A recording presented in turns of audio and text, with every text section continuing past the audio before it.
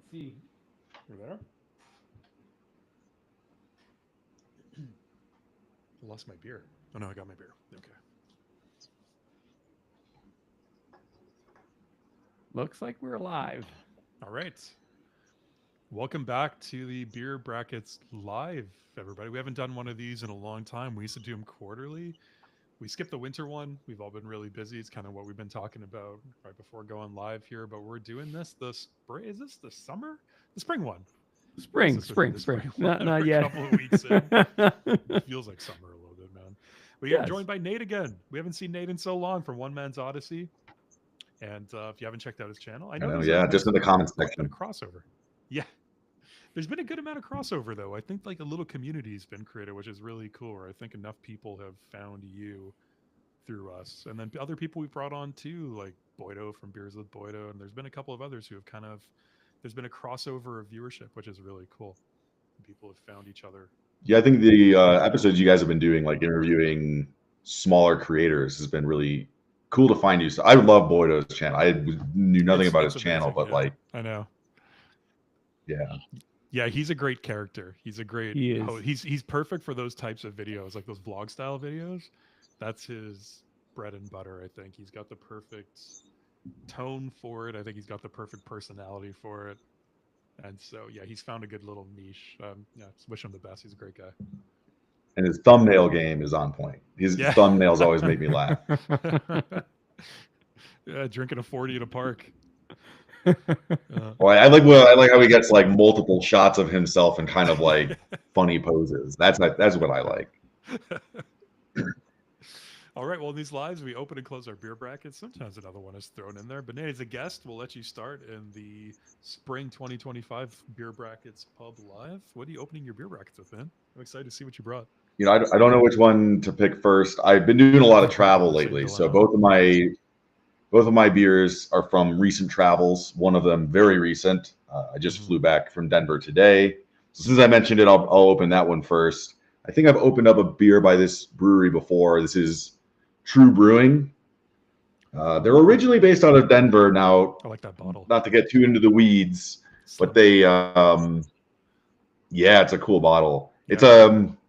It's called the First and Last and Always. It's a 3-year blend of spontaneous ale, and it's dated 2021. What I don't know is like, yeah. So who knows? Like, gotta get some. Hopefully they would not have bottled it if the spontaneity did not work out. It looks like. But yeah, it's really cool. It's a really awesome bottle, and so I actually was gonna drink this at the hotel room when I was in Denver. You saved it. Oh, not quite. So let's see. Maybe this wasn't the one I opened. I opened up another one, and if this is like that other one, underneath this bottle cap is a cork. There's a cork. Yep. So it's like they trick you. So why? They trick I was you. able to. It's not spontaneous at all. You can't be spontaneous with it because you need a cap opener and a corkscrew. That's spontaneous. Yeah, I was able to finagle off the bottle cap because I've also bought an Imperial Stout that was in a similar bottle, and I was able to finagle off the bottle cap by just hitting it against stuff. But then when I saw the cork, I just felt defeated. That's the best way. You go to the edge of a table and just force it down. I think what I did was I put it up against like the door stopper and just smacked it. Right. So this brewery, they're originally based out of Denver.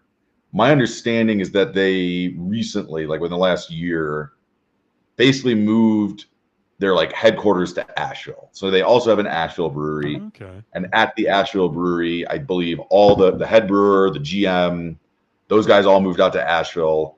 And now like the beer brewed in Denver is like contract brewed by another local brewery. But I believe if this is 2021, this would have been done before the move. Not that I mean, they claim that they're like in really close control of what's going on in Denver. So maybe the product doesn't suffer. But anyway, won't have to worry about that with this one. What are you guys opening?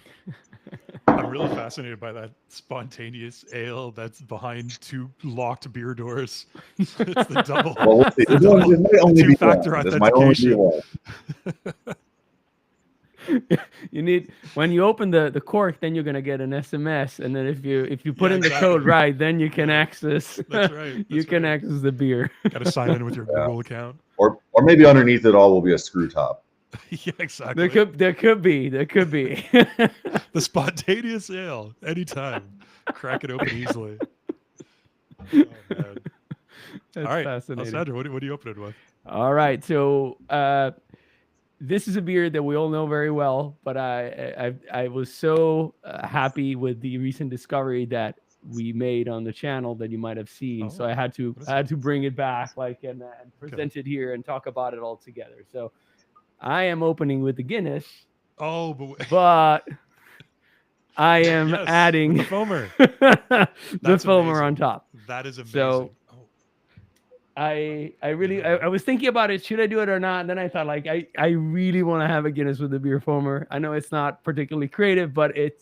it's something that I thought would be interesting because it would bring conversation to the table. And I don't think we've discussed this on a live in any capacity. we So, haven't, and it's a game changer. There is an amazing, sort of like a comment thread that's been going on that video a little bit, where there's a gentleman who I believe is in the UK who ordered the same foamer. So he's been using the actual Nitro Surge for a little while. Yeah. And he was kind of fascinated by the fact that we couldn't get the Nitro Surge cans in North America or the topper. Mhm. And so he found the same one that we had on Amazon, and he ordered that, and he was going to let us know. He was going to do kind of like a side-by-side comparison with the two. it's going to be Let us know. interesting. But I think for the most part, it's similar technology. I mean, it's just the same kind of, you know, I would think so. precise In this vibrating. Yeah, and Yeah. what I love about this, obviously, I don't have access to the other one, but it's very easy. I've used it many times since we discovered it. It's very easy to unassemble it and clean it. So you have your Cleaning is battery really parts easy. here, Yeah. yeah, and just put it back together here, and you're ready for next usage. A really great beer toy, and it's especially good It with is. pilsners, and also like very hoppy pilsners, like Czech pilsners, like Yep. Urquell. It's very, very good with that, and stouts, of course. But you could play with anything. It's Yeah, just and experiment. Yeah. And what I love about it is that I would say that it does recreate the side pull for a slow pour pretty close. Like obviously Pretty not close. the same, but very, very Yeah. close. Very I mean, close. it's the best kind of at-home experience without having an actual tap that you'll probably get. I'd imagine it's pretty great. I'm having so recently. Our last episode we posted actually was a review of the Saint Ambroise Nitro Cream Ale, and so I'm having a beer from their classic series because I got a mix pack on the weekend. I had some family over, so I picked up a mix pack, and this is their pale ale, which is one of their classic beers. I'm not quite sure if it was their original beer, but it's definitely one of their most popular beers. And this is incredible. And I will kind of rehash the whole thing on what they do with their classic line as we go here. But let's pour these out and let's get started because we've been Let's without a do beer it. for too long. Have you gotten that spontaneous ale open yet? Nope, this one has the cork. Yep. It's gonna be a moment, huh? Did you get your text message? Oh, there it is. Yeah. You're gonna have to answer a CAPTCHA puzzle. Click on all the bikes. All right. There we go. Ooh. Yeah, these pale ales are incredible. This is very much along the lines of a real British pale ale. It's very hoppy, very intensely hoppy, very intensely malty. It is delicious. Ooh, look at that pour, man.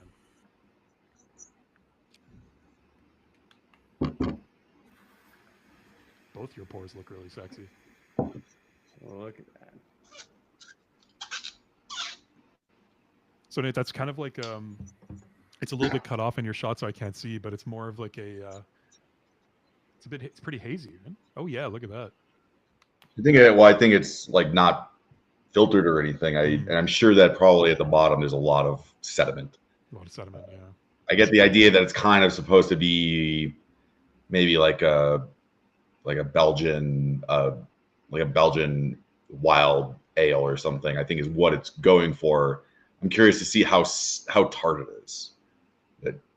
I can't remember if I mentioned this one last time I did a true beer, but they are like a metal themed brewery is their big thing. So you have Oh, nice. on the cork. Oh, nice. Oh yeah, there you go. I love that. Well, cheers, guys. Cheers. Pleasure. For another, we've been doing this for a Cheers. long time. I think this might be the 5th or Yeah. 6th live that we did. It's a beautiful. Yeah, definitely. It has been a while. Mm-hmm. So yeah, I kind of explained this in the review, but what's cool about Saint Amboise and their classic series, the founder of the brewery was really inspired by traditional British ales, and he uses a traditional Yorkshire yeast from the UK. I don't know much about yeast, but or how different yeasts will exactly change the characters of beer. That's one area I still need to learn a lot more of. But he uses a Yorkshire yeast, as it's called, and they use what's called open tank closed room fermentation. So we've seen with like lambics where they use open air fermentation, where it's exposed to the wild and all the bees and the insects and the squirrels and everything can come in and procreate inside the beer and lay their eggs, and it just all pools together in a beautiful beer soup. But this is closed room, so the tanks are open, but I'm not sure exactly what that even adds to it, being an open tank in a closed room, but it's a little bit more of a wild fermentation process. It's not as closed and confined and controlled. So, but you get these really beautiful character-filled beers that are just insanely malty and hoppy and full of amazing character. And their pale ale is one of my favorite. I will say, for my point of view, having tried like a few of them, I do believe I've tried the pale ale as well. Like because we had a flight. It would have been beer, part of the so- flight for sure. Yeah, and I can definitely now, especially having retried the cream ale recently, I can definitely say that there is a certain estery character that is Yeah. very particular and can easily be associated with British ales. And I'm Yeah. not good enough to be able to say is that Yorkshire or where it's from, Right, like by any right. stretch of the imagination. But I do agree that there's some Terrible especially when beer it comes reviewer. down to the dark Recognize fruit these. notes.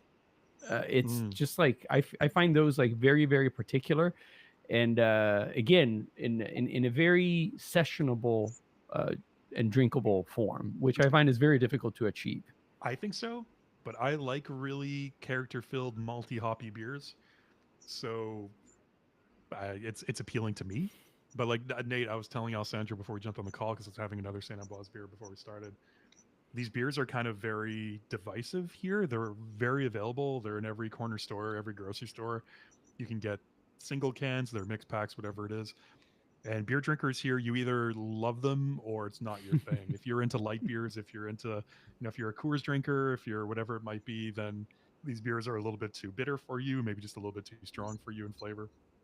But if you do appreciate character in your beer, it's value for money. It's one of those breweries where they started off as a small, probably one of the first microbreweries in Montreal, but now I guess they have enough production and distribution that they can offer it at a really good price point. So it's a little bit more expensive than the big macro brands that you'll find, but $1 or $2 maybe for a case more. But in general, it's still really cheap and really affordable. And it's kind of that amazing price to quality point that I think maybe your equivalent in the States is kind of like a Sierra Nevada is probably a comparable in terms of that quality to price point. But it sits in that sweet spot, which is really nice. So it's always a good option.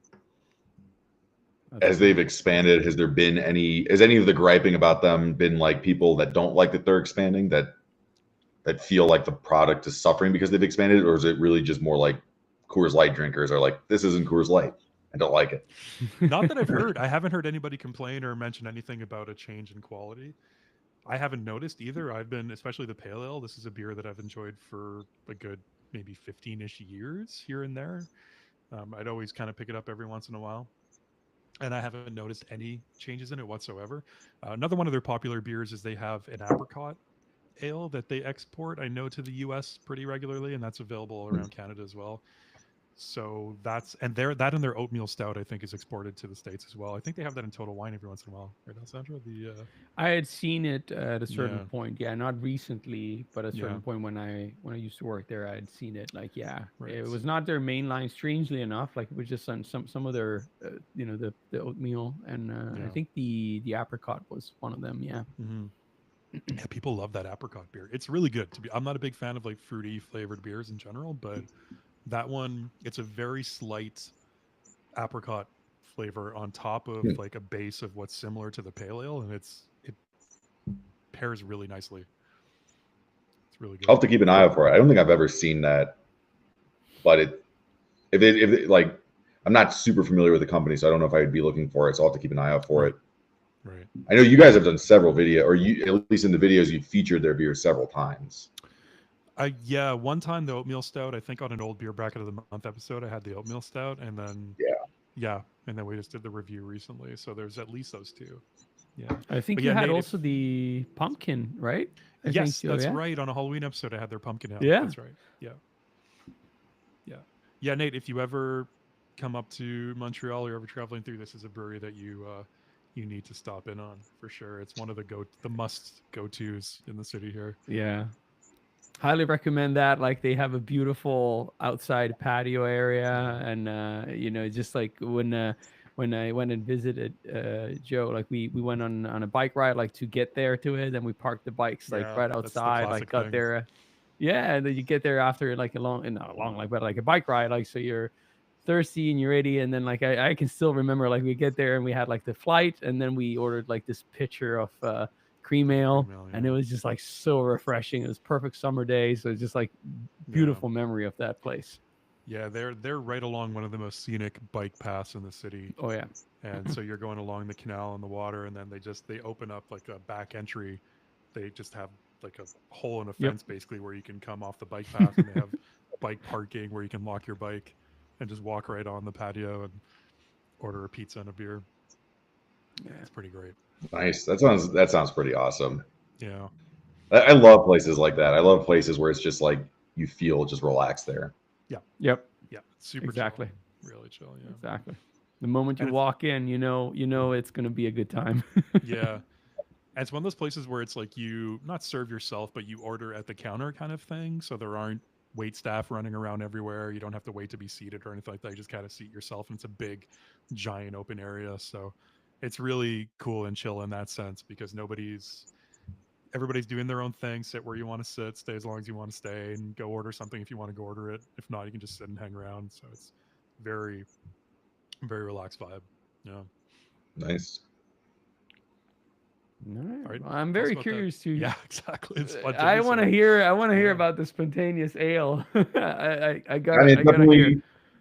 it's definitely in the mode of like an Orval.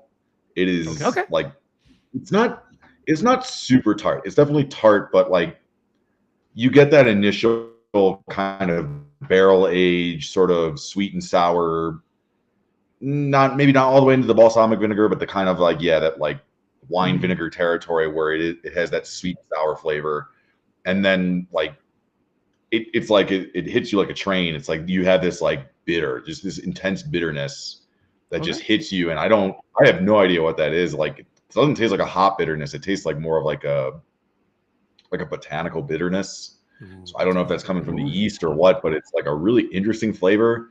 I mean, I'm not gonna sugarcoat it. I think it like there's a moment where you get a little bit of that like sweet and sour, and it hasn't quite died away, and it's bitter, and it's kind of like soapy. I don't know if I like that. I think it goes a little bit too far, but then like that only lasts for like a second, and then it goes into that just like really intense bitterness that really provides an interesting I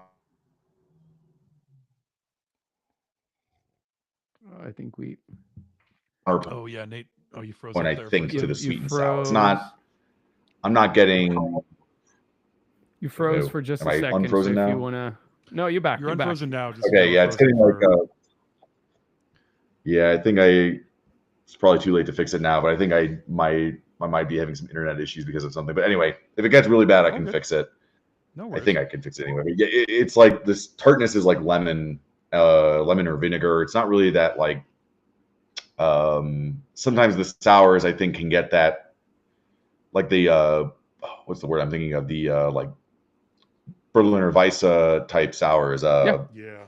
Kettle sours can sometimes get that almost that like distilled vinegar sourness, or that really intense sourness. That this is more of just like a citric acidity, I guess. It's a nice beer. Apart from that, like it sort of like goes off the rails a little bit in like that middle, like the transition from the first to the second, third, but it's pretty good. I like that botanical soapy description that you said. I can picture that Yeah. perfectly. Yeah, that painted a really Yeah, good picture. I've it's had almost beers like that. actually, I doubt you guys have ever had this, but I don't know if there's anybody watching the live stream right now, but they should chime in if they have Malort. I don't know if you guys ever heard of Malort. I've heard of it, but I've I've ha- never tried it. I've had You've it. had it? Yeah. You Yes. had it. It kind of is somewhat reminiscent of that, like in the way that it kind of turns into that like intense botanical bitterness that maybe is maybe like a grapefruit flavor. Like when you actually think about it, it's reminiscent of when you eat grapefruit without sugar and it's just like overly bitter, or like Campari, Hmm. and Campari, yeah. maybe that's what's going on there. It's interesting you mentioned that, because the Malort to me, how a lot of people like have the challenges online saying like, and I didn't mind it at all, because it reminded me of a combination. It's in between like vermouth and almost like not quite like a Jägermeister, but like a bitter after dinner drink. So Mhm. I know exactly what you mean, like when you're referring to that bitterness that almost like goes like around your tongue, like, and it has like this very Jägermeister. particular feel to it. So that, and a nice descriptor. Like it's if anybody is watching has had the Malort, like that definitely paints the picture. Yeah, I think a lot of the, not to derail the conversation to be a Malort conversation, but I think the reason why a lot of people don't like Malort is because it only has that flavor. It doesn't Mhm. have like, there's no sweetness, there's no tartness, there's nothing else to kind of like It's pinpointed. provide a counterpoint to that like bitterness. And I think people aren't used, like, unless you are familiar with like Italian liqueurs, Campari, and so on. Like I don't Yes. think that you would have much exposure to that kind of flavor profile. Now, I Probably don't think Malort is the same quality either as those drinks, but that certainly doesn't help its case. I just did a quick Google because I've heard of it, but I couldn't picture it. And so I just did a quick Google search for Malort, and one of the I'm first listening. images that comes up is a thumbnail of a YouTube video where it's like the worst liquor ever. Like, Yeah. Yeah. It's that bad. There's, It's really like, well, that intense. Let's say that particular. Well, I think it's shocking if Yeah. it's a flavor you've never had, right? Like, Oh, he's got there. He's got oh, there you go. There. So, I think I bought this last time, like 3 years ago when I was in Chicago, and I have not opened it. So you can tell how much I like it. Yeah. Well, It is a drink that mostly exists to punk your friends at parties, right? Yeah, that's the exactly, whole right? point it exists. Well, I mean, I think people once upon a time kind of liked it, but now it's just this like kind of gag drink where you open it up for a bunch of people who've never had it and make them drink it, and they make funny faces. Yeah. I think there's the way that it was presented to me and that I got introduced to it. It was this challenge, like basically you take I don't know if a full shot, like or a sip of it, but you have to, before you say a phrase like Jepson Malort, and you take the shot, and then you say something like I'll have another one, and a lot of people can't get to finish the sentence for the reflex they get, because it's just like it's so intense and Oh, shocking. man. And just to share, like when they presented it to me and I took the sip, I said, oh, this is fine. I said the sentence, this is fine. Like it just reminds me, because like again, I maybe just being used to those flavors from certain botanicals in other drinks, like it didn't shock me as much, right? I would compare it to if you're let's say a very light beer drinker and you're given a super strong hoppy IPA, right? Like, I mean, what are you gonna you're gonna have that very intense reaction, right? Like, and I think it's something similar but on a completely different note. I think we have to do a video now where we drink Malort, and then the thumbnail is just us making disgusted, cringy faces. I'm sure if you go on YouTube and look up Malort reactions, there's probably lots of videos and lots of views. I am, and there are tons. Yeah. Oh, there we go. So We got FG in chat. I'm from Chicago. I'm very familiar with Malort. So it's There from you go. Chicago? Yeah, I think it's really hard to get outside of the Chicago area. Oh, I thought it was a Swedish thing. Okay. Well, I think like Carl Jeppson, I think, was a Swedish immigrant. Right. I could be Okay, wrong that there. makes sense. That makes sense. No, that's very interesting that they came into play, because I got introduced to that like within the past year. I'd never heard about it Who before. introduced you to? Our good common Was it friend Gordon? Drew. Like, Oh, no, it was it's Drew. our good Okay. friend Drew that has been on the channel as well. That makes Like, he was sense. like, That have you makes ever sense that Drew have you ever heard of would- this? yeah. I said, no, I've never. Like, and I think he was a little disappointed when he saw my reaction. He was like, no, this is fine. Like, I actually kind That's of what like and it. that's what I mean. Like half the point of having this stuff is just to make people who are unknowing try it, and then to like that it's a conversation starter. It's funny to see people's reactions, but it's also kind of got like a weird cult following, and the company definitely is leaning heavy in the branding. I think last time I was in Chicago was November 2023, and I think that they had released a Malort beer. I could be wrong about that, Really? but I remember I went to several liquor stores to see if they had it, and it was definitely like if you haven't bought it by now, you're not getting it type thing. Of course they had a beer. I could be wrong. It might not have been a Malort beer. It might have been like it was some Chicago thing. Maybe it was Chicago style hot dog beer. I can't quite remember, but I thought Malort was involved somehow. That's funny. Man, I love Chicago. I'm dying to go back. Such an amazing beer scene. See, I still haven't been to Chicago, so that's a on city the you beer got to wish check list. out. You've got to go. Yeah. You would love it. Yeah. Especially as a beer lover, there's endless possibilities. And so many like really good, well-known breweries there too. Is Revolution still open? When I was there, I checked. That was the big one that we spent some time at. I think there's several Revolution tap rooms. I don't think I've ever been to one. Expanded? Okay. Yeah. Yeah, I've never been to one. I'm familiar with their beer, but yeah, I moved away from Chicago when I was like 17, so I never really like got imbued in like the craft beer scene there. But definitely like it's a major American city, so there's tons of breweries, and definitely like the beer scene seems to be healthier than maybe similarly sized cities. Yeah. Yeah, FG saying Jepson's has released bourbon. Does Jepson's ring a bell for either? Maybe that, yeah, they did release a bourbon, and So what is? I sort of didn't understand the point. Oh, it's the company that makes the Malort. Oh, gotcha. Okay, cool. So, geez, I don't know anything about them. Okay, there we go. This has been so educational. This is great. Right? Like Yeah, really, yeah. Because I'd heard about Malort, and I think I'd seen the bottle, but I knew nothing of like the details. This is amazing. I really want to try it now. I wonder if I can get it here. I gotta check this out. Really curious. I doubt you'd be able to. No, but like I said, I think like influencers are trying to make it popular. Like I think that it's become like a whole thing of like, oh, so and so tries Malort, and then like and I think now it's like sort of synonymous with Chicago. It's one of those things that like people.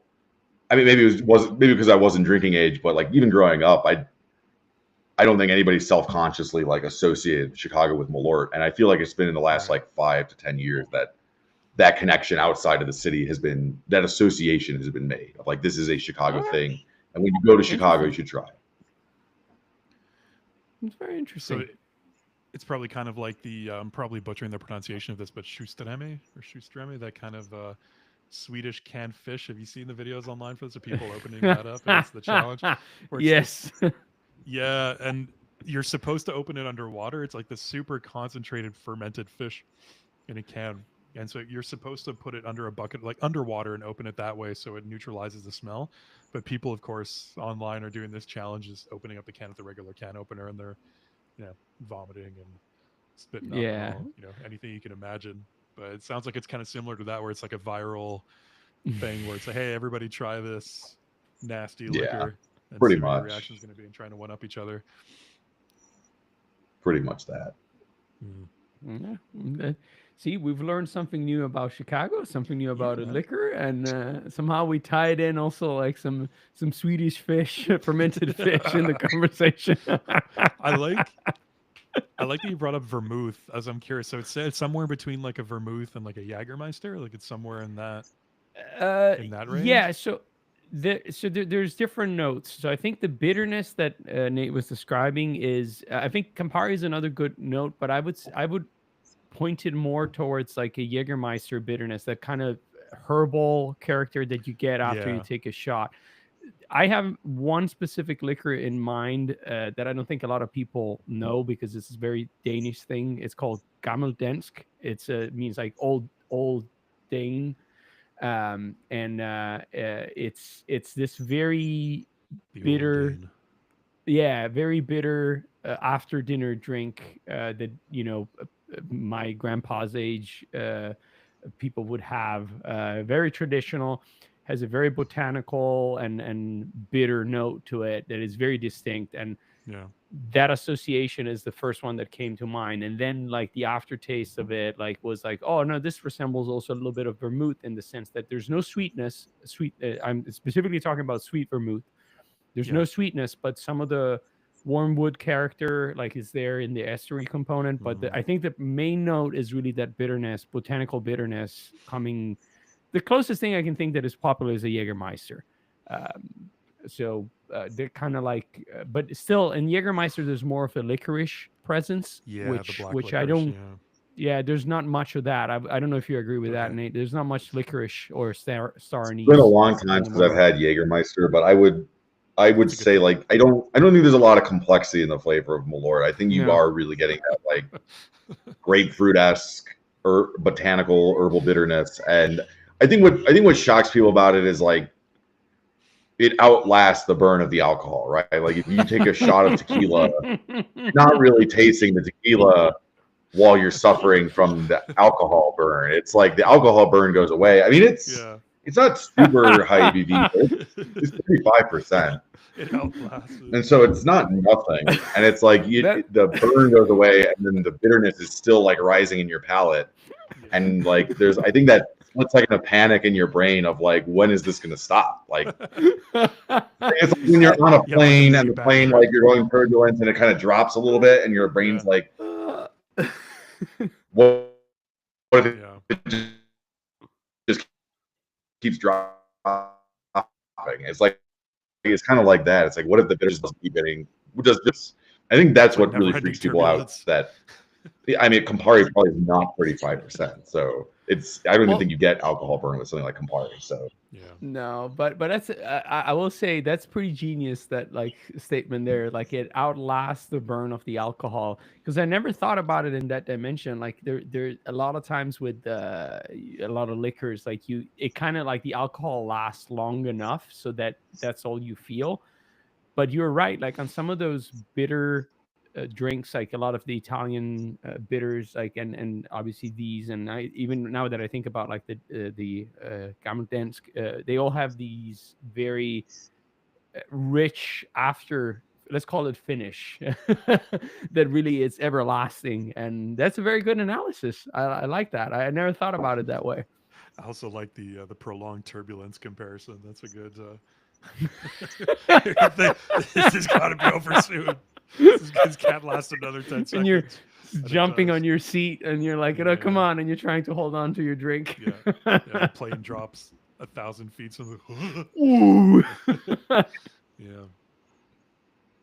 Yeah, man. Yeah. yeah, that comparison was fresh in my mind because it was pretty choppy flying from Denver to Santa Fe today. Oh, dude, I'm not scared of flying at all. Like it doesn't phase me, but turbulence gets me. That's the only part of and I'm perfectly aware of the fact that a plane has never crashed from turbulence. Like it's not a danger in any way, but it's that feeling of almost like losing control, because you can kind of suspend disbelief a little bit, right? When you're 30,000 feet in the air, you're coasting, you kind of forget that you're sitting on a chair in a metal tube in the sky. Yeah. You forget about that.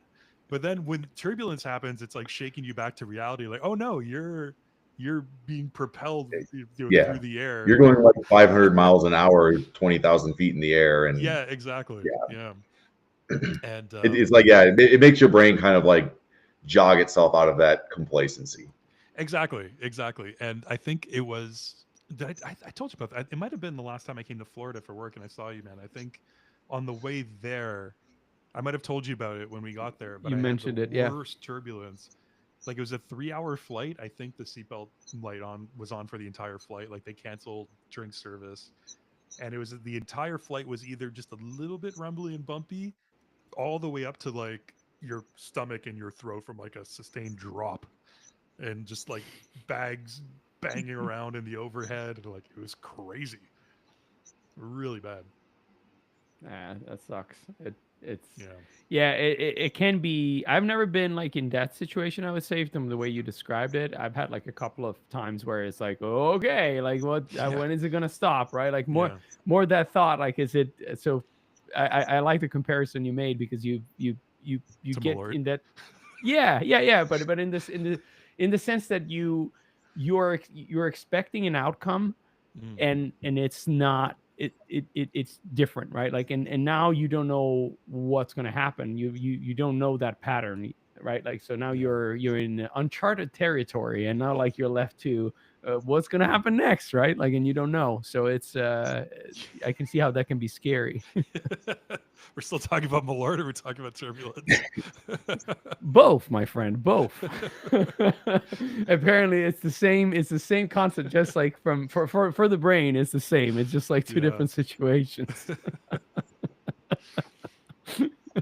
Man. So I was thinking about your beer, Alessandro, and was wondering maybe you guys could make a video that's like every beer gadget you have, just use it on a beer. So like That's use the beer stick, use the gadget the you got foamer. there. All at once. I don't know what other gadgets you guys have, but like just use every single one of them on one beer and see what happens. So we'd poured out the foamer, then poke it. I know those are probably the only two we have right now. We need some more. But I like that idea, and I also have a beer in mind that we could do this to. Ooh, which one? It would be interesting to try that with the San You can see it. You can see. poke it. Can you brute force save Busch Light? It's like, use every beer you get on Busch Light, and can you save it? We should use the foamer on Busch Light and see what happens. At the very least, or the poker too. I 100% Nate, that is a genius idea. Like I think we should do both separately and then have one where we do okay, we're gonna throw everything we got at it and then see what happens. Unfortunately, Busch Light's no longer available in Canada. Oh no! Oh no! It's just they replaced it with Busch Ice, which A better product, I'm sure. is it? I don't know. I don't know if that's even available No, in the US, that line, but I would say I don't know how people in the chat feel, but if you put when you slap ice on the end of any product is usually almost assuredly bad worse, news. but it's just higher alcohol. Right. That's what that means, right? Yeah. Okay. It's distilled. Like ice in the U.S. is Right. like shorthand for they just boosted the alcohol. So they got rid of the light. I still have the regular Busch. So they got rid of the light and replaced it with the higher alcohol ice. That sells better here, apparently, on the light version. That's Well, I'm surprised that I didn't even know there was a regular Busch. I just assumed it was Busch Light. no. There's regular Busch and Busch Ice apparently. That comes in 15 packs, not even 12. So Yeah, 12 isn't 15 enough. It's not enough. You need 15. So what we need to do, my friend, is we need to organize another beer trip pilgrimage. Maybe this time I'll come to you and I'll bring you in gift like a 15-pack of Busch Light. So we can so we can experiment with that, and I'll bring the gadgets, and we can see what we can come up with. Sounds good. That sounds like a good time. I'll do it. I'm down. I'm very down. I'm very curious to see how Busch Light would taste through the beer foamer here. Me too, and the poker. Both. And the poker, like, and if we do there's them a both lot at the of- same. There's a lot of like malt flavor there to caramelize. Mm-hmm. So I'd be curious what that would do. See, we don't need AI like to give us idea. We just need get on Nate. the live with Nate, like, and Every he time we comes talk today, up. we get so many good ideas. See, this is genius. Yeah, I don't even charge commission. No. Right? Like you should. We should pay you in beers. That's what we need to we do. should. That's right. That's what we need to do. So Nate, how's the channel going these days? I see the subscriber numbers up there are getting like a really healthy amount of views. I get a on pretty those good- videos. I get pretty good subscriber growth. The views fluctuate depending on the video. I haven't really figured that one out yet. I started I think I did a video my last couple. I had two recent videos that I didn't really talk much because basically I was doing them illegally and I didn't really want to announce that I was doing them illegally and Right. at least not on the video itself. And so Yeah. I didn't want to say where I was. And for the one, I did no narration because it was on private land, and I figured like I don't really want my. I mean, obviously you could just watch another video and see my face, see my name, but I figured in that video I didn't really want to have. I didn't want it to come across as like I was advertising doing this, even though I legally could not have been prosecuted because none of the trespassing laws were actually met in New Mexico. So like there's no real danger, but I still don't. We might have lost you for a second there. Yeah. And New Mexico Wi-Fi. It's the beer intermission. We need to have the little dance. We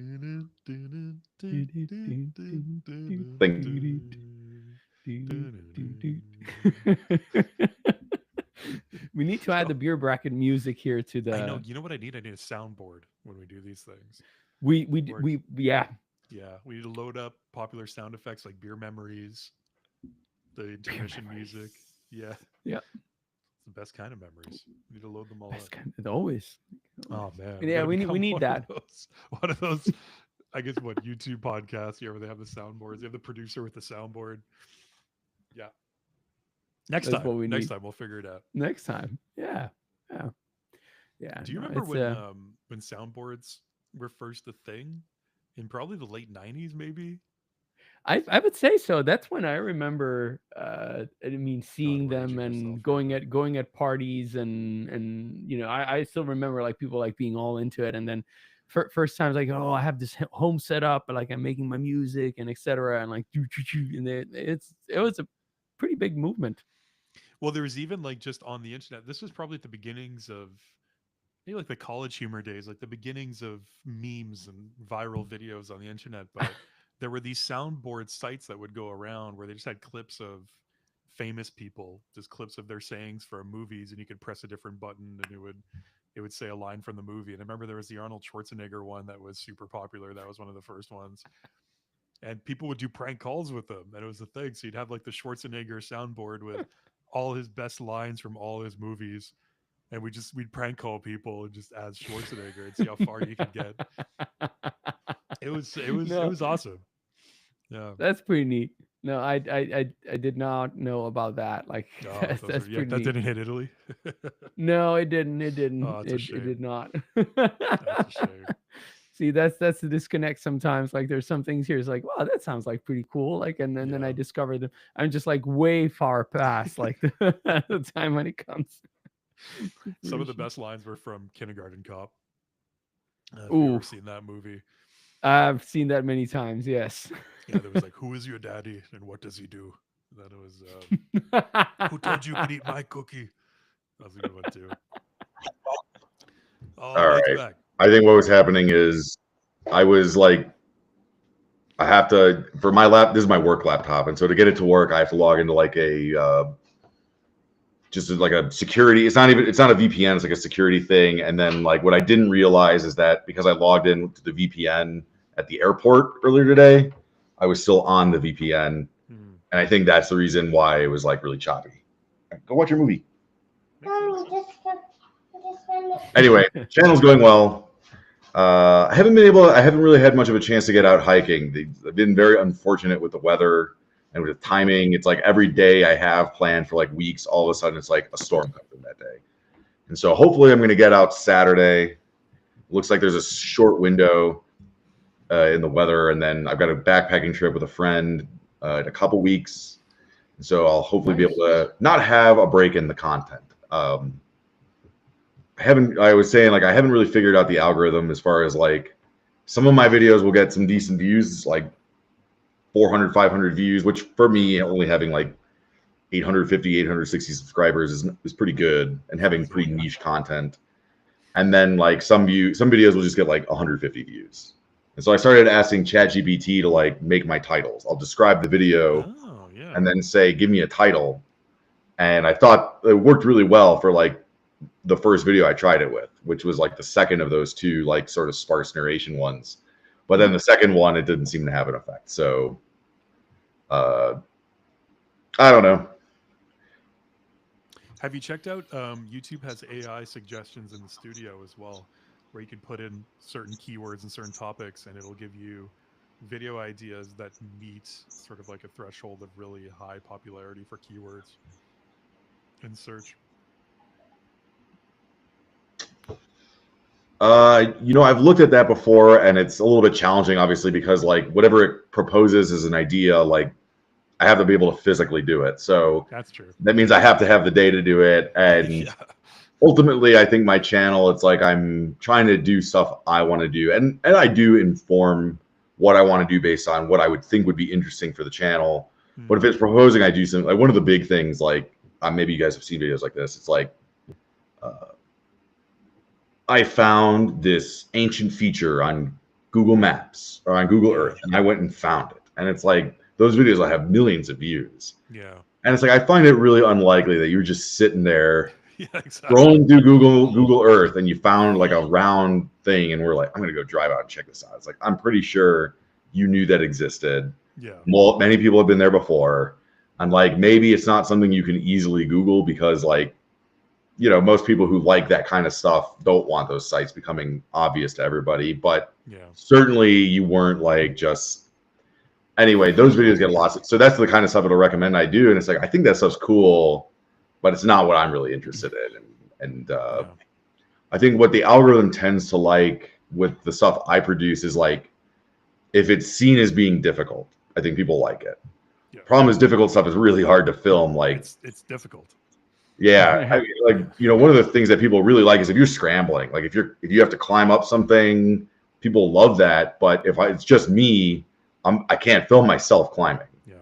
And like the only way I could do that is if I did it multiple times with like a tripod. But depending on, you figure like if anything, like that is the greatest chance for something bad to happen. It's like if you're climbing up something and you slip and fall, like that could be a broken ankle, broken leg. And you gotta, if you have cell signal, you gotta call it out. So I don't really like doing that stuff multiple times. And even if it's not really that dangerous or exposed, it's like this is an opportunity for something to go really badly wrong. And I don't really feel like doubling the chances of something bad happening. So That's fair. I actually like, so for stuff like that, I've been trying to get somebody to come out with me, both for the safety aspect of like, well, if I fall and hurt myself, it'd be nice to have somebody there who could help me. And it's also helpful, like if you're trying to find handholds and footholds, it's good to have another set of eyes. Yeah. But also for the aspect of like, you can climb that and I'll film you. Yeah. And, I do, speaking of the ruins though, I do have a video, I think, not my next video, but the video after that is kind of like, we come across some ruins. And so I'm curious to see if that gets some extra views because of that. And they actually legitimately were unexpected. We did not think they would be there. And it was like showing up and seeing it was like, they certainly weren't the first discovered. I mean, there were like sardine cans from like 100 years ago there, but like old sites. So it was pretty cool. Sardine cans. That's pretty neat. Yeah, that's awesome. That's funny that you talk about those kinds of videos. What was that? The name's escaping me now, but during COVID, there's a really popular app that people would use where it would just bring you to a random coordinates in your area, implying that there was something interesting there to see. Randonautica, that's the one. Those videos were huge as well, where it was something kind of similar. It was like we used Randonautica and we found this, and there's like a blurred out like suitcase or something in the thumbnail. It's like, look what we found. Yeah, it's kind of similar. Yeah. So just a fair warning on the note of my computer stuff being weird, like I think it might restart in like 30 minutes, whether I want it to or not. So just if I disappear again, that might be what happened. Running an update? Yeah, when I was logged in the airport, none of this stuff was happening, but I also wasn't plugged in with my charger. So I think now that I'm like plugged in, I rarely use this computer. It's pretty old. And so I think like it's like, oh, I'm connected to the internet. Like, let me log in and do all these updates. I got everything I need. Finally, I can push that Windows update. Exactly. Finally can push the Windows update. That's fair. Hey, well, if it happens, we'll wait for you. No worries. We're here. So how's that head holding up on the Guinness? Is it still nice and creamy? Look at this. Look at this. Like it's still there. Yeah, look at that. I mean, it obviously is not as thick and rich as it is on a pint poured in a Well, yeah, pup. yeah. But it honestly, I've gotten to the point, and I've tried it a couple of times without using this device, and it's just like I don't see a point in not using it. In not using it, yeah, exactly. Yeah, it's just like if you have it, is just like so much better, so much creamier, just silky and just like a better experience overall. And plus, I love like I tried to get it a little bit on camera, but when you pour it and you see that surge effect, like it's just like mesmerizing to me. It's just part of the experience, and then you get to take that first sip, and it's just like feels like just freshly poured from a keg, which It's very it's close to remarkable. recreating the on tap experience. Very close. Hmm. Not quite. Like you're never going to recreate that, but as an at No. home experience, it's closer than you get just by using the can on it. So that's for sure. Oh, yeah. Yeah, it's pretty amazing what it offers. And because the thing with the Nitro Surge, I mean, not only do you have to buy the device, which is relatively expensive, I believe it's like over around €100 to buy the device, and then on top of that, you got to buy the specific Nitro Surge cans, which are a little bit larger than the regular cans, like they're full pint size, but still you have to find those. You have to find a grocery store or something that carries them and get those. Yeah. So there's challenges there, but that's cool. I'm happy we found that, man. I'm happy you got that for me for Christmas. That we experimented with it. It's a little lucky discover that turned out Yeah. to be interesting because it has like multiple application and like Oh, like man, we said, yeah. like it's a beer toy. I've used it a few times on a few different beers, and it's fantastic. It definitely will aerate a beer to a point where it'll make any beer a little bit more substantial in body. So it does kind of just recreate the draft experience a little bit more on any kind of beer you use it for.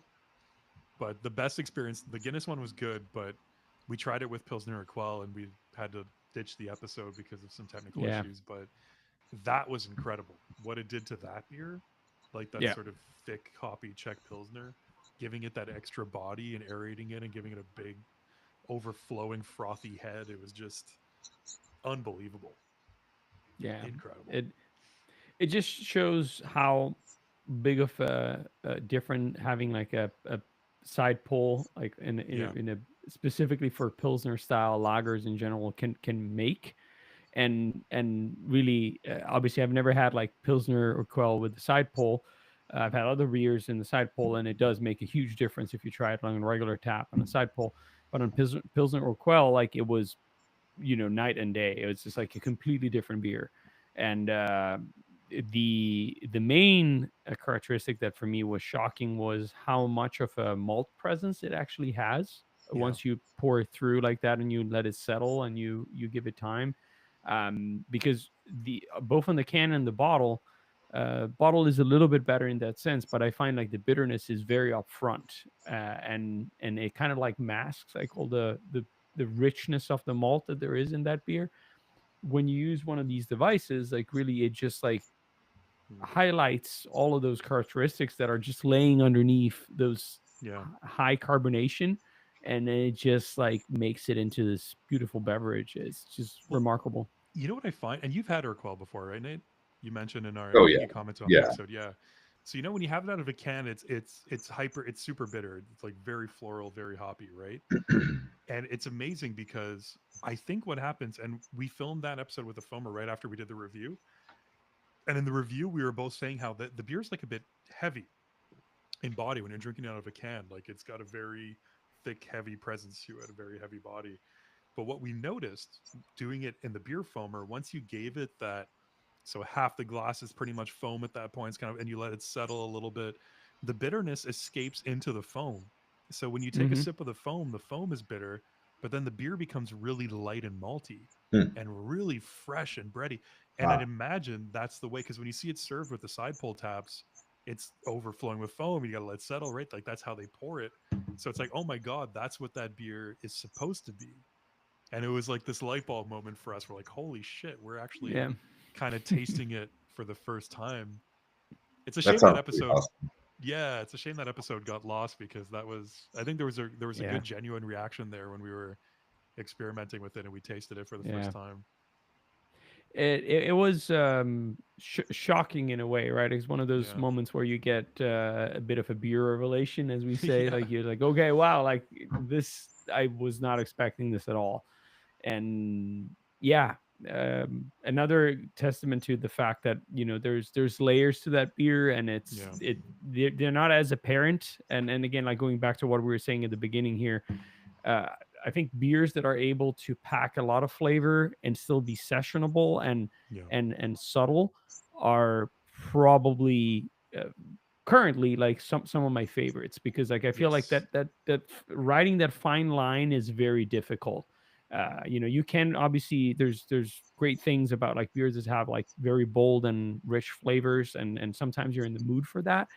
But I find that like gaining that like ability from a brewing standpoint to be able to cross and walk on that fine line and still Mhm. giving all those characteristics is very, very difficult. And it shows in just like it's the quality is there. Yeah. Those are definitely the types of beers that I've been. If I go out for beer, I definitely put at least one of those is, if I have 2 or 3 beers, that'll be at least one of them. It's just like Yeah. I like breweries that have that one really good sessionable. I don't even know if sessionable is the right word, but just like a good beer that hits the flavor profile right Yeah. and has Yeah. all Yeah. that balance, and it's light enough to where it doesn't like blow out your palate or anything like that. And definitely like I find more and more that my favorite breweries have like at least 1 or 2 of those beers on tap. And then like I love like a West Coast IPA, so like I'll go to a Of brewery, course. and that'll be probably what I'm going to order, unless there's some reason for me to believe that you're going to be good at making lagers or like a high quality ale. Yeah. And obviously like almost all beers are ales, but you know what I mean, like Yeah. just a Yeah, regular yeah, brown of course. ale, Yeah. Yeah. yeah, blonde ale, whatever. And so that's kind of how like I'll go to a brewery. And so like when you have that one that like, or multiple ones that I know are like just really good, like beers that maybe in another era would have been what Budweiser and whatnot is today, Yeah. right? They would have been like the kind of more like the offerings that you get in like Europe, I guess, where Yeah. the quality of the mainstream beers is just so much better and so much flavorful. And I feel like in another world, those are the types of beers that would be popular in the US. But yeah, I really like. I think so too. I think that's a really interesting conversation. I think the prevalence of light beer in the US is very cultural. I think it's become just so embedded into people's habits and what they are used to drinking is beer. And also a lot of people identify with brands now. It's just they're Budweiser fans, they're Coors fans, they're whatever it might be. And they're cheap and they're really, really cheap, which is appealing too, right? And you can drink a whole bunch of them. But I think in another world, like you said, if people were exposed to Czech style lagers or German style lagers, early on as being the sort of mainstream style of beer, I think they would be just as popular. Definitely. But it's so entrenched culturally now. It's hard to go back. People are very adamant about it. People are very sort of like, don't give me anything else. Yeah, I it's like a like weird Pepsi branding thing, Snooze. and I don't really know. I was actually having a conversation right before I left the conference. I was having a conversation with some colleagues from the UK, and we were talking about celebrity whiskeys, and I was bemoaning that like I don't know how familiar you guys are with Scotch, but I like Isla Scotch. I haven't really been drinking it much lately, just because I'm trying to save money. And so like Isla, you have like 3 major brands. You have like Lafroig, Ardbeg, and then the other one Lagavulin. I consider those to be like the big 3 brands of like Yeah. what you can get at almost any decent quality liquor store. And like the Lafroig 10-year is like $60. The Ardbeg 10-year is like $60. And then Lagavulin, I thought it was a 10-year, but it might be a 12-year. But like their base offering is like $90. And why is that? The reason is not because of age statement or anything like that. It's because when Parks and Recreation came out in the late 2000s, early 2010s, Yes. Ron Swanson drank Lagavulin, and he always talked about Lagavulin. And then like they were one of the first like liquor companies to kind of embrace that like celebrity connection. And so if you know, it was a known thing that before that connection was made and before they realized they could market that and to slap $30 extra on the price, that it was in the same tier as those like other two scotches. And it's really common now, like feels like every metal artist and every country singer and every like guy who was born south of the Mason-Dixon line has his own bourbon now, right? Like Matthew McConaughey, Chris Stapleton. Yeah, bourbons are very in. There's like the Metallica bourbon, and it's just like a thing now. Like they all have a bourbon, and then like, but they're all there's probably an extra $10 or $20 slapped onto the price just because of the branding. And it profiles more like a whiskey. It's not that it's a bad whiskey, but it profiles more like one that's like $20 cheaper. The thing that I've been noticing is happening now, and I don't know if you guys have noticed this. Maybe it's just an American thing. Well, obviously you live in America, Alessandro, but the celebrity branded lagers are starting to become a thing now. Are they really? Yeah, like there was I think this came out like a year ago. It was like a Troy Aikman. I don't know if you guys know who Troy Aikman is. He's a country singer, right? No, he was a quarterback for the Dallas Cowboys. Oh, right. And he's currently like on ESPN as a commentator. And he like from Texas, and he like started his own light beer. And now I think just recently, like the Kelceys, you guys know who the Kelceys are? Travis Kelce, Jason Kelce. No. Travis Kelce is the Taylor Swift boyfriend guy. He's on the Chiefs. Oh, they're both probably Hall of Fame level NFL players, and it's basically like they're the most annoying people in the world, and they're good football players, but nobody should have ever put them in the spotlight. They're terrible. Yeah. But anyway, they just came out with their own beer brand, and I think their branding, I saw it recently. It was like their branding, it's like how does it go? It goes beer that tastes like beer, not an IPA. And I think that's like their tagline. And I think that that kind of encapsulates like this weird thing about Americans' attachments to branding, and like the light beer thing is like so hard. It's so hard for people to let go of the light beer thing because they're so like, even if you were to break the loyalty to a specific brand, it's just like the cultural and class connotations of drinking just like a shitty light beer are so imbued.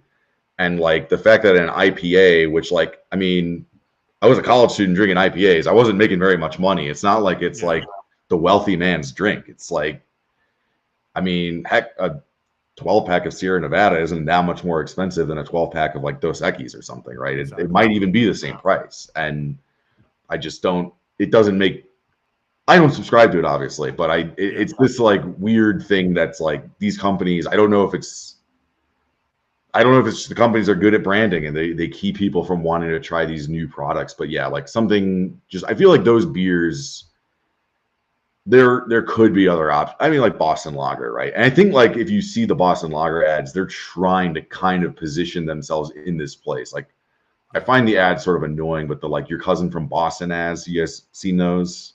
I haven't seen those, no.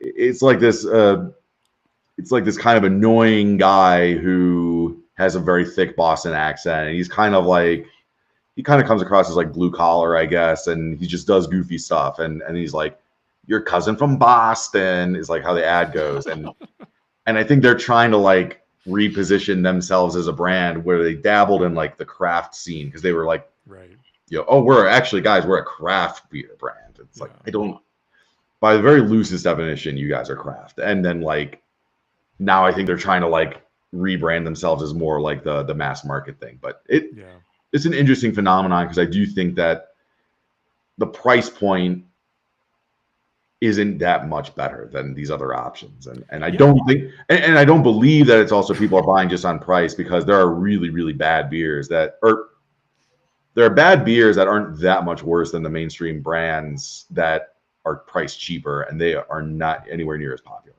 So I don't believe it's all price either. It's not all. I think it's a combination of a couple of different things, but I think price is a factor. The name brand is another. Was that even Hulk Hogan came out with that's a good one. The real American beer. Isn't that everywhere now? I've never seen it. I thought that, yeah, I thought the branding on that kind of like faltered.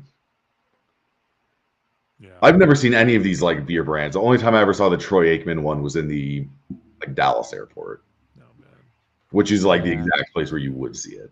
Exactly. Yeah, should we open our second beers? Yeah, let me go I rinse think somebody. I think it's time. Yeah. Oh, I got to get mine in my beer garage. So beer intermission. Play Ooh. the intermission music soundboard. Do, do, do, do, do, do, do, do.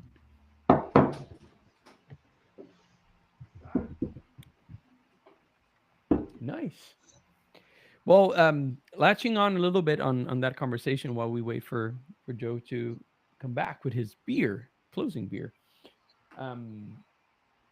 There is one question that I'm going to ask you because it came up in the conversation, and is specifically, I find it very interesting.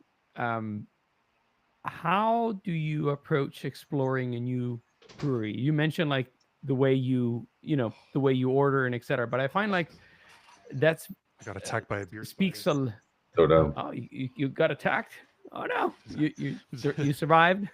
Yeah, it was a beer spider hanging in the beer garage. It was trying to get into the beer. That's what it was trying to It do. was protecting the beer. There you go. You disturbed Yeah. his. You had to get past him to get to the beer. That's why he attacked you. Mhm. Exactly, gatekeeping it. But I was while you were fighting for the beer, my friend. I was asking our good friend Nate here a question like that came into my mind as he was describing the story. And specifically the question is like, how do you approach exploring a new brewery? So he mentioned something about like, this is usually like, I would probably go for this beer. I'm going to look for that. Like, and also lashing on to that, like, do you feel like there's some, or have you any examples of surprises where you've ordered something that, you weren't expecting, and then you say, wow, this is actually pretty good, right? Like it's way better than what I was expecting, and maybe found a new favorite.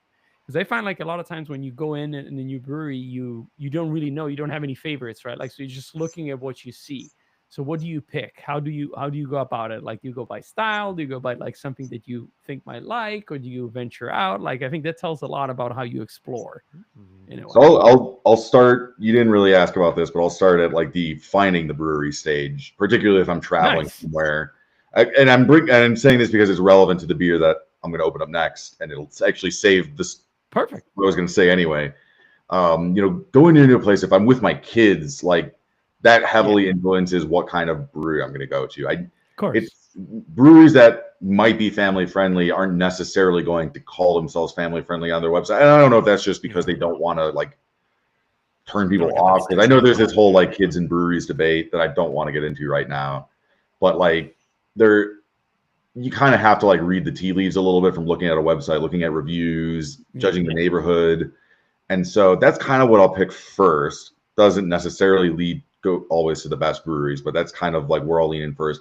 Now, if I'm somewhere on travel, maybe I'll do a little bit more research and I'll like read through like if there's a local beer journalist or something, or beer publication, I'll try to maybe like thumb through that and see like what people are saying is a good place, or I feel like there's this phrase that's to me it almost means nothing now, but it's still maybe a good indicator. It's a good first order approximation of like a good beer of a good brewery is like, you'll hear it said a lot, the brewery your favorite brewer drinks at, or something like that, right? That's like a phrase that it's become kind of like contrite now, but it does usually point you towards some pretty good breweries. And also, like, I feel like the smaller they are, the more low key they are. It almost feels like they care more about the beer, or if they have a small tap list. Ironically, like a small tap list to me indicates that they're probably pretty good at making whatever beers that they have on tap. Yep. Their quality is going to show for itself. Anyway,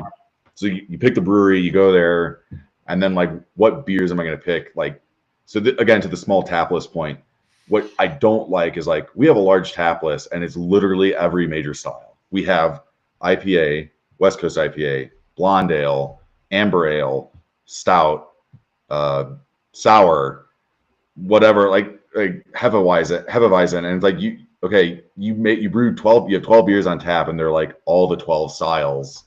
the 12 most popular styles, and that to me doesn't feel inspired. It feels like a pretty lame beer list. Like you just wanted to check all the boxes to maximize people's tastes. What I would like to see is like what I'm probably going to order is if you're like really in depth about like whatever is in your IPA. I'm probably going to be this might sound bad, but like I'm probably not going to. The first beer I order is probably not going to be an IPA that's less than 7%. Probably the first beer I order, if it's an IPA, will be a 7% or higher beer.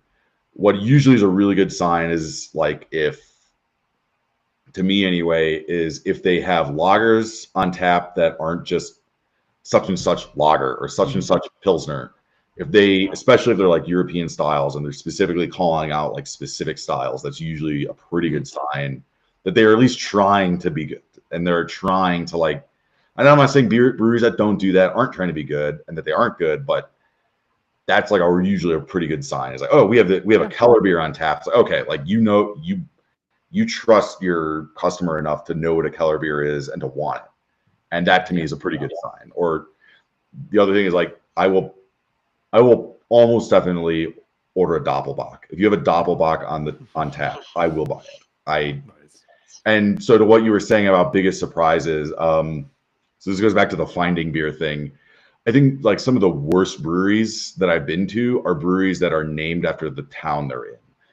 Like that is just so uninspired, and it's like you were just the first person to come up with like, you know what, I don't know, I'm sure there is a Dallas Brewing Company and I've never drank there, but it's like, you know what, we're Dallas Brewing Company, or you know what, we're Los Angeles Brewing Company. And like that to me is so uninspired and so lame, and just shows to me that like you had no creativity and no like, it's just a bad sign. And I've not had I do like Raleigh Brewing Company and Santa Fe Brewing Company, but like when you just like name a place I'm in, brewery, that's like always a bad sign for me. So I generally probably will not go there as my first choice.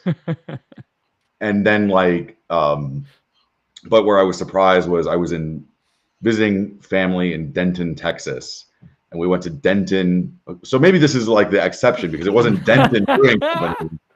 It was Denton County Brewing Company. Okay, county. Okay. So they were naming themselves after the county. And it kind of works because they were very close to the county courthouse, which is like a historic building. And to what I was saying, go in, they've got a Doppelbock on tap. It was amazing. That Doppelbock was so good. And I think I definitely bought at least 2 4-packs of it. And I do have a review of it on my channel. It was very, very good. And so that was, I guess, a point where I proved myself wrong. It's like I went to named after a place we're in brewing company, but then did the other part of my rule that works, which is they have a Doppelbock on tap. I'm definitely going to order it. And it was amazing. It was so good. I like that answer. All right, what are our closing beers here? Nate, so you go first. I kind of had my story. It kind of feeds into like, so this is a great example because this is from, I recently went to Tucson, went to Saguaro National Park with my family. And I think I found this brewery out in like an article that was like top 10 breweries to watch in 2025. And I was like, whatever, I'll go to this like top 10 brewery that's in Tucson. And it was Slow Body Beer Company. Ooh. And it was their Body Double Porter. And they were kind of in an industrial area. They didn't have food. And so we went to a different brewery that the food was terrible. The beer was just okay. And then I figured like, well, I still want to try this brewery's beer. So let's go there. I'll grab a growler, take it back to the hotel room. And then I'll get like a few 4-packs to take home. And their beer was great. And it was actually funny because I was standing in line waiting. And the guy's like, are you from Tucson? I said, no. He's like, I go to Tucson a lot for work. And I go to this beer bar that's like one of the biggest beer bars or one of the most popular beer bars in the Southwest. And the guy was like, you've got to go to this place. And so I don't know, like, it just felt like there was exciting stuff happening at this brewery and that it actually ended up being very family friendly. Like that's amazing. I should have followed them on social media and like gone through their old posts because I ended up following them after the fact and like they're super family friendly. And I was kicking myself that like, man, if I just done a little more research, we could have gone to that place, had really good beer. They had a food truck. We could have eaten. and like didn't have to waste our time at the other brewery that wasn't that good. And so this is their, like I said, this is their porter. This is the last can of 4 I had, so I already know that it tastes The pretty last good. one. Yeah. I love it.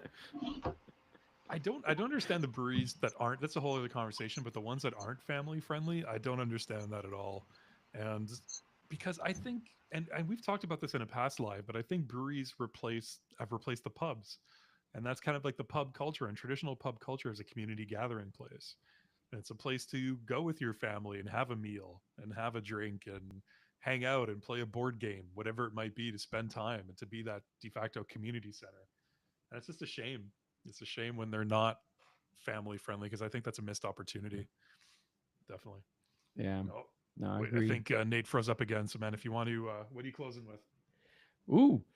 All right. So for my closing beer, Oh, we also have Decluse Uh, Views in chat. Hey, welcome into the live. Yeah, welcome. didn't know this is going. It's okay. You're joining us. We're about halfway through, so you still got. You can hang out with us for a little bit more. Enjoying it. Index Weiss beer. Helen. Oh, nice. Oh, and you got the branded glass too. That's awesome. I've never heard of Yeah. that particular brewery. Have you, Alessandro? Can you see the chat? Let me see. Oh yes, I have.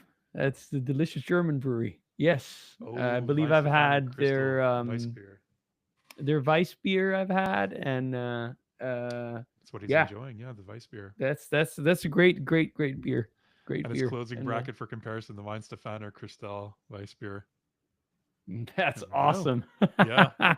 He's on a Weiss beer kick this evening. Well, that's great. I'm not Keep it quite on. on that same train. I found this beer, and I'll What's explain why I picked it. It's called the Sensory Overload Hazy Citra India Pale Ale. Whoa, okay. It's sensory it's overload. from Who's it by?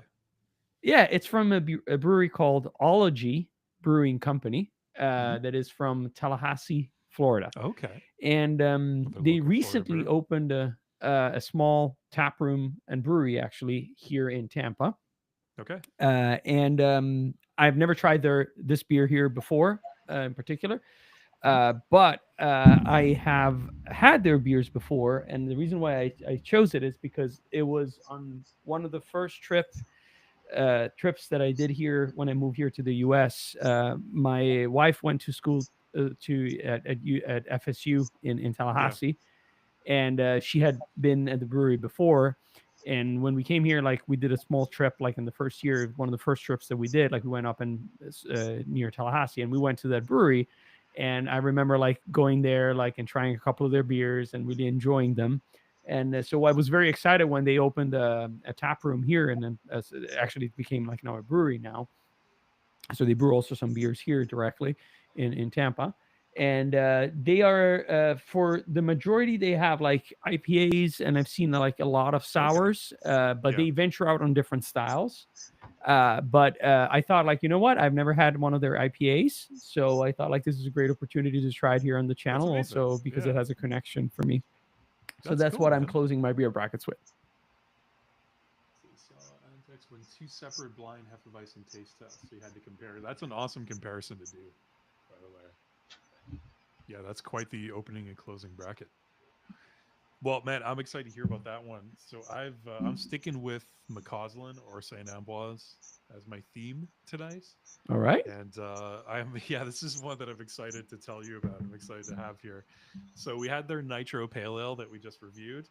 Now I'm going to drink their Nitro Irish Stout, and we're going to see how that stacks up, because so it's not part of their classic line, but they do now make an Irish Stout, and I'm very excited. I've had it before. It's very, very good, but I'm excited to have it again here and tell you my impressions, man. And also Big Mo, who comments on a lot of our videos, mentioned in the Saint Ambroise video that when he's had these nitro cans before, specifically the Saint Ambroise ones, he said you got to be really violent with them.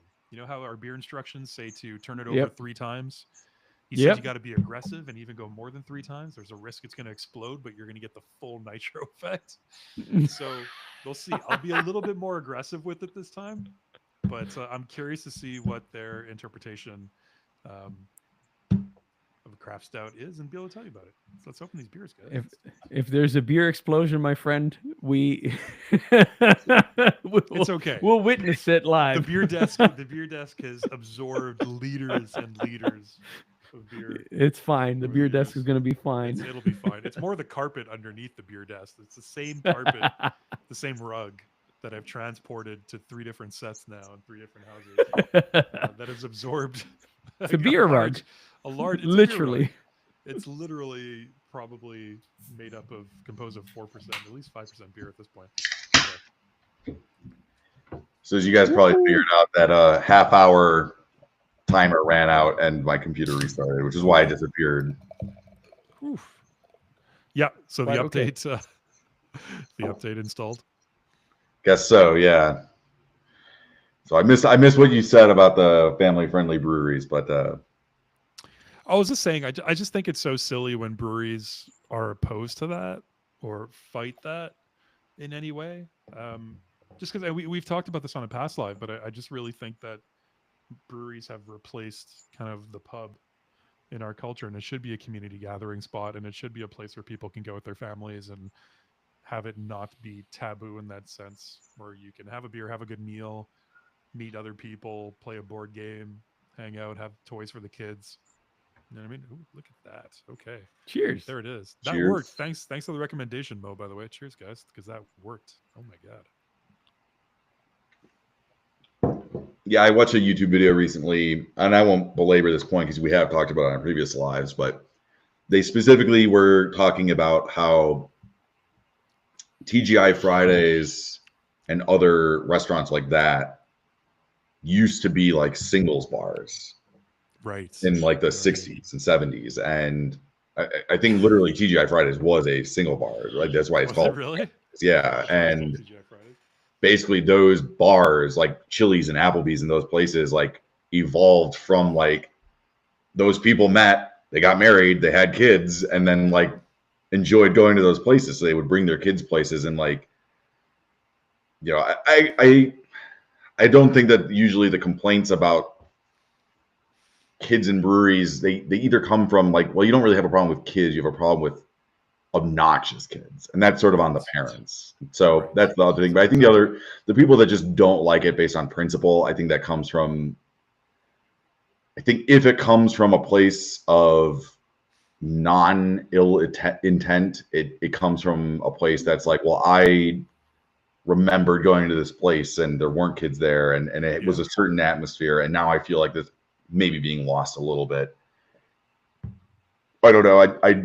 I don't go to breweries much after 8 p.m. anymore. I was at a brewery last night. It was like 11:30 and there were no kids there. So I sort of think the people with kids self-select and don't bring their kids to breweries at times where you would be going there having that kind of enjoyment. So I don't see the issue.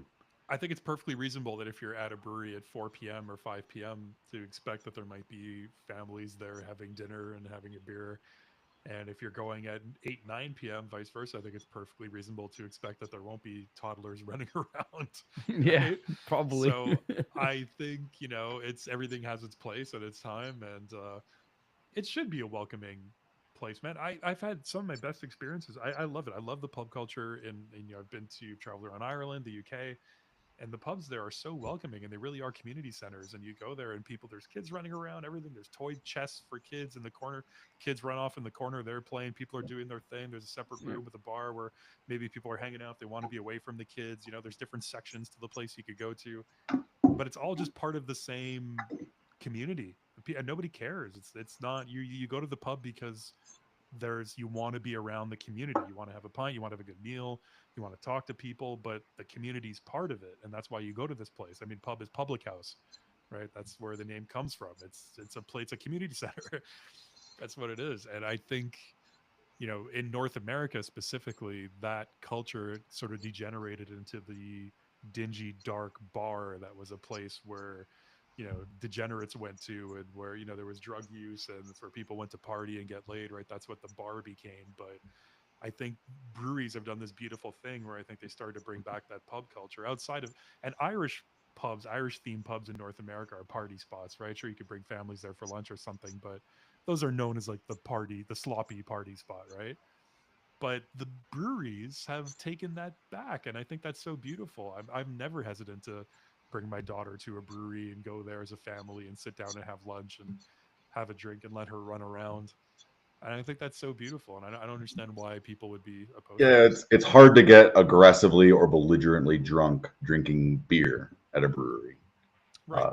It's just you gotta put down a lot of liquid. But bars that sell shots, pretty easy to get there. Yeah, exactly. Yeah, that's right. Like a dive bar, Mhm. sure. Don't bring your kids to a dive bar, but yeah, a pub where they're serving food and there's trivia games I going don't know. on.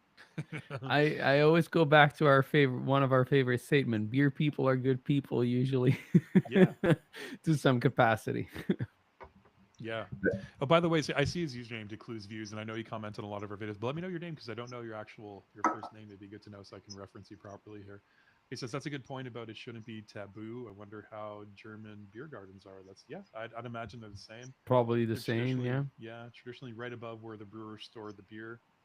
Yeah, exactly. Planning to go to Sierra Nevada and North Carolina soon. Oh, that'd be an Nice. awesome trip. Yeah, you've been, Nate, right? I've been several times. Yeah, I've Yeah. probably been 4 or 5 times. It's an. I mean, last time I was there was 2019, probably fall of 2019, and Okay. it's like beautiful. I don't know if you've ever been there, but it's incredibly beautiful. It's really bizarre. I'm more talking to the viewer. I know you guys haven't Right. been there, but like Yeah. it's like it's a literal compound. You show up and it feels you have to drive through this winding, like after you go into the gates, like you then drive through like a winding forest road for like a mile before you get to the brewery. And then when you're there, it's like stone and wood, and they've got like lots of good beers on tap. I know that they're really into like sustainability, so I think the whole brewery is like powered by solar or something, and Nice. they like do a Wow. lot of like they grow their own stuff for the menu. Although I don't think I've ever eaten there, and that is definitely it's probably the best brewery tour I've ever been on. I can't vouch for what it's like now. I mean, when I went on that brewery tour, it was probably like 2016. So I Wow. don't. Hmm. I don't see like I think it was free at the time, and you got what amounted to a little over. I think I may have frozen. You got what amounted to a little over, I think, 2 pints worth of beer for free for going on the tour. Oh But you wow. have to reserve Okay. in advance. Yeah. And just it was a great brewery tour because they were like, I will say I really did enjoy the Coors Brewery tour because it was like just from an industrial standpoint really impressive. But the Sierra Nevada one was a good intersection of like the industrial aspects with the like crafting the beer aspects. It was a pretty cool Yeah. tour. Yeah, it Nice. seems like it'd be a good middle ground. So I think you'll enjoy it if it's anything like it was when I was last there. 6 years ago now, which is crazy. I think this last month, April, marked the official. Like I've been in. Let me think about this. I think this month I'll have been in Santa Fe longer than I was in North Carolina. So it's kind of like weird to think of that sense of scale, Yeah. the transition. You've moved around a couple of times. Man, Turning point. Yeah. this, Sandra, you would love this. Oh, You really, look at really that. would. It's got I like, loved how creamy the head looks. oh yeah, and thanks again to Big Mo. I don't know, maybe you'll watch the replay of this, maybe you won't, Nope. maybe you'll see this, but that recommendation of being extra aggressive with the can to activate the widget before pouring it out, Worked. it worked because the first time I poured one of these out, the first time I had it, it wasn't nearly this creamy. This is like very, yeah, this is a nitro style, Nice. as you would think. The first time was a little bit Nice. more flat, but this is great. So he was right on the nose with that. It's like, it's what you would expect of a craft. And I've had not a lot, but I've had maybe 2 or 3 that I can remember, like craft nitro Irish stouts before. And, they all try and accomplish the same thing to separate themselves from what you would think of when it comes to Mhm. Guinness, right? Where they try and Yeah, be a of little bit more course. flavorful. They tend to go a little bit more towards the chocolate notes, a little bit more towards the bitter hop notes. And this definitely does that, but also gets like a really nice bready maltiness in there too, but very, Nice. Like on the aroma and taste are very bitter, like dark chocolate. That's what you get. So that's the hops and the malt coming through as that. So it's very flavorful, very aromatic, but still very light, very creamy. The nitro effect is very good on this, which is interesting because they have that. These cans have the bottom widget, right? So it's not the Yeah. floating ball. It's this sort of attached bottom one that you have to activate. And traditionally, my experience with those has been the nitro effect hasn't been as intense as the ball widget that Guinness uses. But no, this is just as good. This is amazing. So That's awesome. yeah, kudos to them. Really, really good beer. That's nice. I'm glad to hear that. I was curious I know you had sent me a picture of like when you picked up the pack, and I was like, oh, I'm very curious to hear Yeah. about how that's going to taste. It's nice. It's in some ways a little bit more subtle than a Guinness, which I guess is just sort of like the benchmark for when it comes to nitro Irish stouts. So it's an easy comparison to make. But it doesn't have that sort of coffee, really dark roastiness to it. But it does have these other elements that are really different and really nice and really present. I'm really liking it. It's really unique. Okay, Richard. Sorry, finally I know your name. There we go, Richard. Oh, there you go. Hi, Richard. They call it the Bitmore of breweries. Apparently, I live here and didn't even realize it was here. My wife told me, oh, that's right. I don't think I've ever actually had Sierra Nevada. Okay, so that's cool. I mean, if you tried for the first time at the brewery, fresh at the brewery, I mean, there's no better experience than that, right? Oh yeah, can't really beat that. Like fresher than as that fresh with as it can beer, be. So, yeah, that'd be a great first time. Not a big pale ale guy. What would you? I don't know about the rest of their lineup. Probably you guys know a little bit better. Like, what are some other beers that they have that might be a little bit more appealing if somebody's not that into pale ales? I mean, they have depending on when he's going. I don't know if I'll let Nate chime in here, but their Summerfest is lager and it's delicious. Right. Like, I mean, I buy that I think it's a seasonal, so sometimes they change their seasonal, but usually they tend to change the winter seasonal, like the one from January to March. Usually the Summerfest is pretty consistent, as has been like the past few years. That's a delicious one. I don't know. Can you think of another one, Nate? Like if Summerfest should be in season now. I saw 12 packs of that at the liquor store near me. So it's a Keller beer, I think. I think you're right. I don't think that recipe changes. The Oktoberfest recipe changes. Yeah, they do collaboration, right? I think Celebration. I think the hops they use are because they have to source. It's a fresh hop IPA, so they have to kind of basically, in order to hit the scale that they need to like kind of be a little loose with like what's available to them. So like I used to have this shirt that I'm probably too fat for now, but it ended up like getting stained anyway, and it was like, maybe you guys have seen it before. It's like Sierra Nevada Brewing Company, and it says like pale ale, porter, stout, and so like those were their original lineups. So unfortunately, they don't really make like those. Used to be like their core lineup. Like if you buy like if you went to the store to go buy some Sierra Nevada, it would be like they'd have the pale ale, they'd have the torpedo, and then they'd have like the porter and stout and some other stuff, and they pretty much don't do that. But my understanding is that now those beers are like on regular rotation at the tap rooms. So the ones in Chico and in Mills River, I guess, Asheville area. And so like so I would recommend trying those. Try the porter, try the stout, try the Summerfest. I imagine if you don't like pale ales, you probably don't like barley wines. Might be a little too late in the season for Bigfoot anyway. That's a really good one. If you like imperial stouts, like they've got the Narwhal is pretty good. And then they'll have a lot of, I'm sure,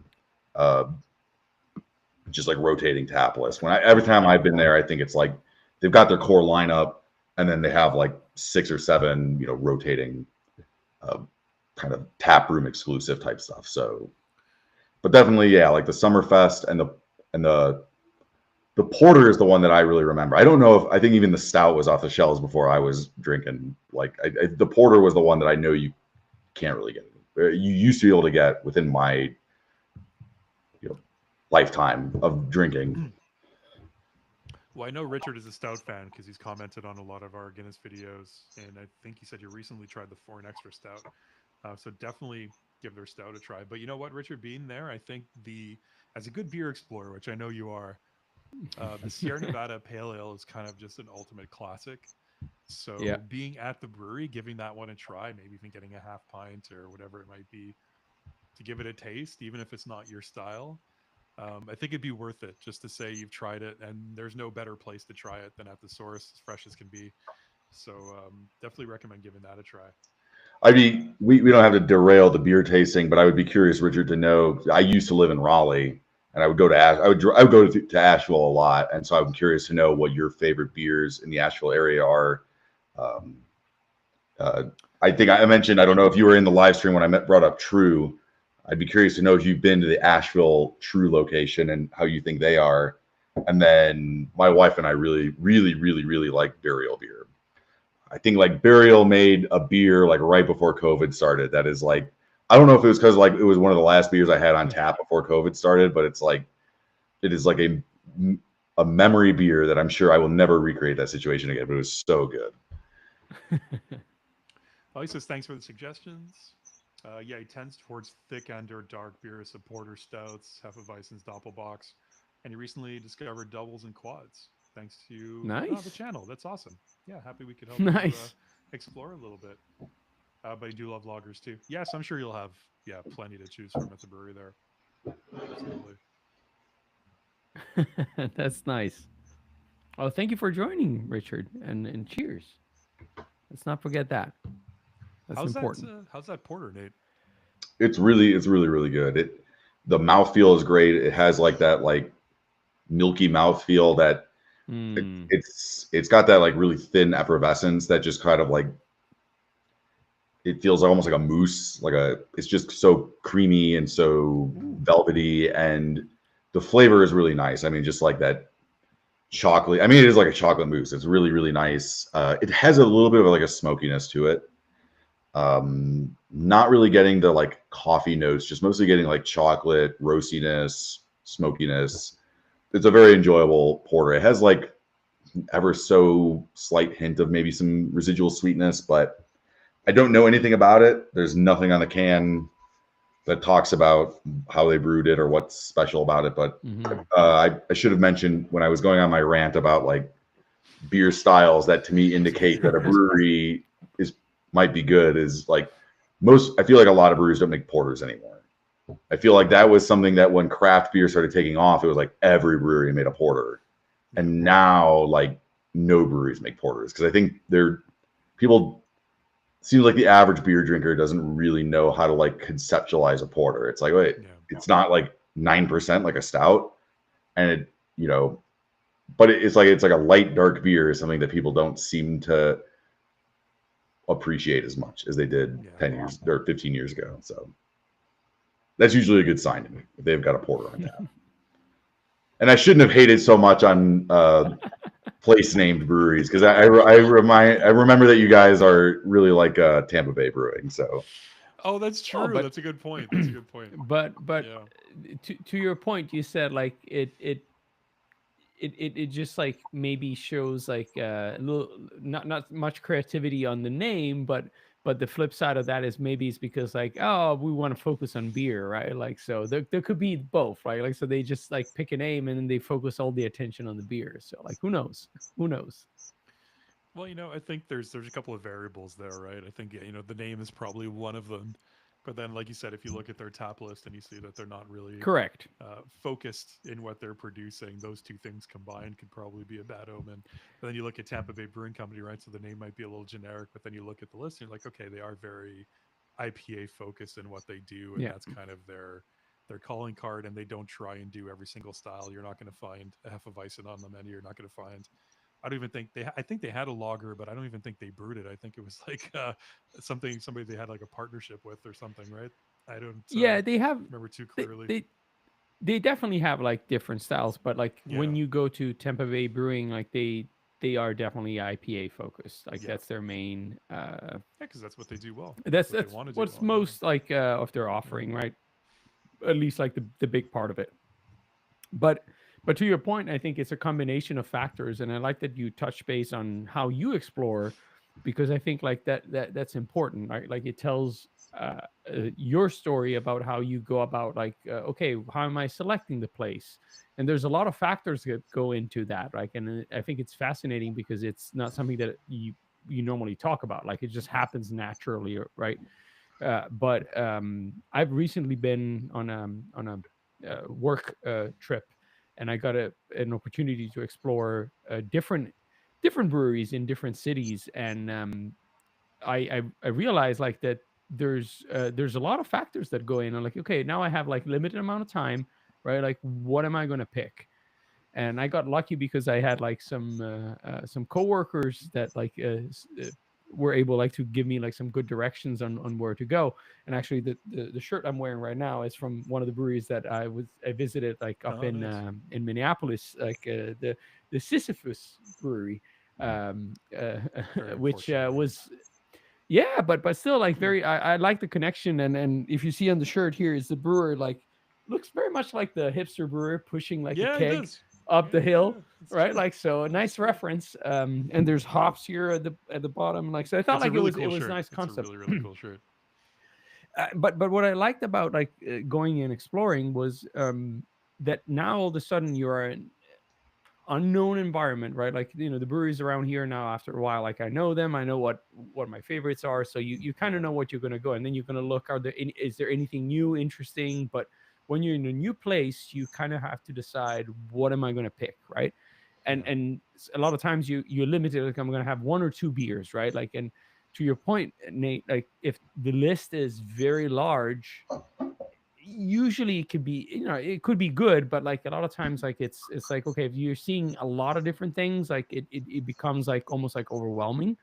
While if you go for example in this specific brewery, like they had a limited tap list, but it was clearly targeted, right? Like so I ended up having their one of their IPAs, which I really enjoyed, and then I tried their peanut butter porter, which again like porter I'm always a little hesitant like to order because like it's a style that I personally don't always like enjoy, but it was recommended to me and I tried it and I thought it was actually very it was surprisingly good, not only for the character but also for the fact that it was very sessionable, easy drinking, and it had like this very hint of peanut butter at the end, which a lot of times when you order like a stout or a porter they tend to be a little bit overwhelming, at least for me.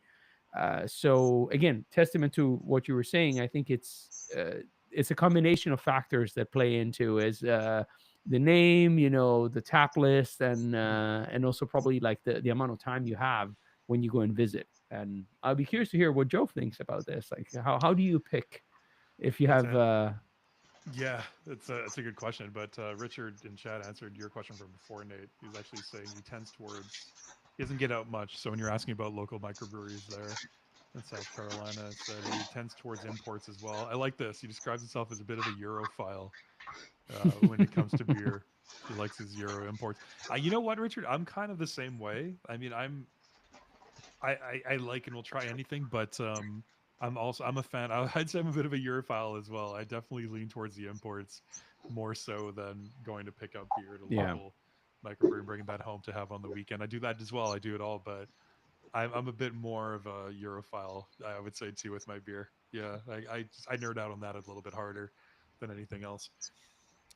Yeah, it's a good question, man. I mean, I don't know that I necessarily have a set strategy. Everywhere that I've been, I mean, aside from like Google reviews, but I do tend to look for breweries that are European. Again, back to the Europhile thing. Breweries that tend to be a little bit European inspired, whether that be, you can find breweries that are inspired by German or Czech lagers now, but this is more of a new thing. Those didn't exist so much 6-7 years ago, but now that's something that I keep an eye open for because they are a lot more prevalent. So if I am going somewhere, I'll keep an eye open for that. But you guys nailed it. I think it's always a bit of a red flag if you go into a restaurant or a microbrewery and they have a menu of 25 beers and it's every single style under the sun, you're just like, there's no way that these are all fresh and you're doing all these well. Like, there's just no way, right? How are you going to be brewing 25 beers very, very, very well? And it's maybe you do, and kudos to you if you do, but the odds of pulling that off, I think, um, are kind of low. So that's always a little bit of a turn off for me. Well, I feel like it's like a restaurant. I mean, like a restaurant Yeah, that exactly. has like every style of food. Clearly, Yeah. It's jack of all trades, but probably you're not even a jack of all trades. You're Right. probably less than a jack of all trades. And Yeah. like, it's funny because there's this like brewery I really like their beer in town and where I live, and they are very focused on like basically their main thing is they just do weird like wild fermentation. So like, even their IPA is like a wild fermented IPA. They do occasionally do like lagers and stuff, more normal beers, but very rarely. But then like their food menu is ridiculous. It's like there must be every item on that menu. It's like the ingredients must only be used for that item because it's just like, oh, this is a chicken sandwich, and then like Brussels sprouts. And I mean, I'm not going to go through the whole menu, but you kind of understand what I'm talking about. Where like Yeah. you look through the menu and like you can't. And I get frustrated because I think the food's not that good, even though they were on like a very popular food show. Yeah. I don't think the food's that good, and it takes like the wait times are ridiculous. So I always get frustrated when I go there because I'm like, if you guys just did like, you know what, we're just gonna do chicken sandwiches. Yeah. The food would probably be better, and you'd be able to get the food out faster. It's just like the whole experience would be better, which is so funny to me. Where it's like you figured this out with the beer. Like they actually have a really good tap list because they have a ton of guest taps to fill that role. Like, oh, you want a PBR? We have PBR on tap. You want a stout? We have Boulevard such and such stout on tap. You want a West Coast IPA? We have Oscar Blues IPA on tap. So like they filled in the niches that they don't fill with their beer on the tap list. But like the food menu is just chaotic, and it's like, why are you guys doing this to yourselves? Yeah. And that's how I feel when I go to like, I mean, like I went to a brewery last night and the beer wasn't bad, but it was like, yeah, it was just what I was talking about earlier. It's like you got 12 beers on tap, and it's just like we need all the styles. And like at no point did I look at a beer and be like, this is something that somebody wanted to make. And like I imagine for brewing beer, the same thing must hold true, right? Like if it can't be cost effective to be both from a ingredient sourcing standpoint or from a labor standpoint to be focusing on so many different styles. And like, and I'm not saying like, oh, having 12 beers on tap is a bad sign, because there are plenty of breweries I like that have 12 beers on tap. It's just they maybe focus those styles a little bit more for better efficiency and just better creative and manpower efficiency. And I just don't, I don't think that that's the right way to go about things, is to like we have all the styles brewery. I just don't think that is usually a good sign. Well, that applies to everything. No, and I agree, and I think it's also speaks to not necessarily the commitment, because that's not right, but the attention, let's say, you put, right, like, because you can tell you can have 12 beers on tap, but if you see their generic names and they are like very broad, like there's not much thought put into it, right? You can always tell when there's something connected to, okay, they went in and, like, to your point, like Nate, you were saying earlier, the name that they pick, right? Why did they pick that style? Like, one that Joe and I have experienced, like the Berry House, we keep mentioning them, but what you immediately feel there's a commitment on the style, the recipes being authentic, trying to revive certain style, bring certain recipe back to life. And then obviously there's still a little bit of like, let's give you some more generic offerings to allow everybody to feel welcome, right? Like when you go in, and that's fine. But at the essence, you see that there's there's a research behind and attention to the details. And then you pick one and you try it and you realize, okay, well, there's depth to this beer, right? Yeah. And what I think you're describing, Nate, is more like okay, let's put up a brewery that will make money, and then let's find some styles that will work and that will make us money. And I feel like that industrialized, like approach, you can feel immediately when you walk in. It's like, do The these industrialized people, microbrewery, yeah, do they like beer, or do they have a brewery because they're trying to make money? It's Yeah. almost like that fine line, right? Like when you walk in and you in a place where you realize, like, no, these people really like what they're doing. They're putting all their passion in. You can tell it from, to your point, Nate, like the name, the styles that they're picking, the recipes, and everything. Like it just comes across the message. And I think that's the big difference. Like, and it's sometimes it's hard to tell just by, at least for me, just putting Google reviews, like, or just looking. Sometimes like just walking in the place sometimes like gives you that better It's a good point. feel. But it's difficult when you have limited time, so you have to rely on, like, oh, let me see what other people think, right? Like, and reviews and other people's opinion. Yeah. We got Bobby in the chat from Ohio. Welcome, Bobby. Thanks for popping in. Mm. Yeah, I agree 100%. I think just in general it applies to anything. You know, the less you do, the more likely it is to be focused and of Yep. quality. I think even if you don't brew beer, if you go into a bar and they have 2 beers on tap and you know they serve a lot of beer, you're like, okay, well these 2 beers are likely going to be fresh because they serve a lot of it. There's only 2 there. They probably more likely put effort into, you know, maintaining these beers. Whereas if you go into a bar and there's 35 different taps and 10 of them look like they haven't been touched in a couple of weeks, you know, it's a little bit more sketchy or dodgy if you think I'm going to order like, oh, this one random beer at the end there that it doesn't look like has been touched and nobody's ordering. It's just it's the same. Yeah, it's like anything else. But yeah, I've always enjoyed people who are a little bit more specific and a little bit more focused with their styles and what they're brewing and putting together. I always find that a little bit more enjoyable if you can say that, hey, we're known for this, we're good at this. Like you're saying, Yep. that brewery, Nate, that does that wild fermentation. There's a brewery in Toronto called Bellwoods that is known for their. I think it's probably very similar in terms of wild fermentation. They really experiment with how they ferment their beer, and they get these beers that are very, very, very lively and very floral and very wine-like in character in a lot of ways, and they're known for doing that specifically. And they do a lot of sours. Jelly King is their big beer that they do. I don't know if that's exported outside of Canada, but it's kind of a famous beer here.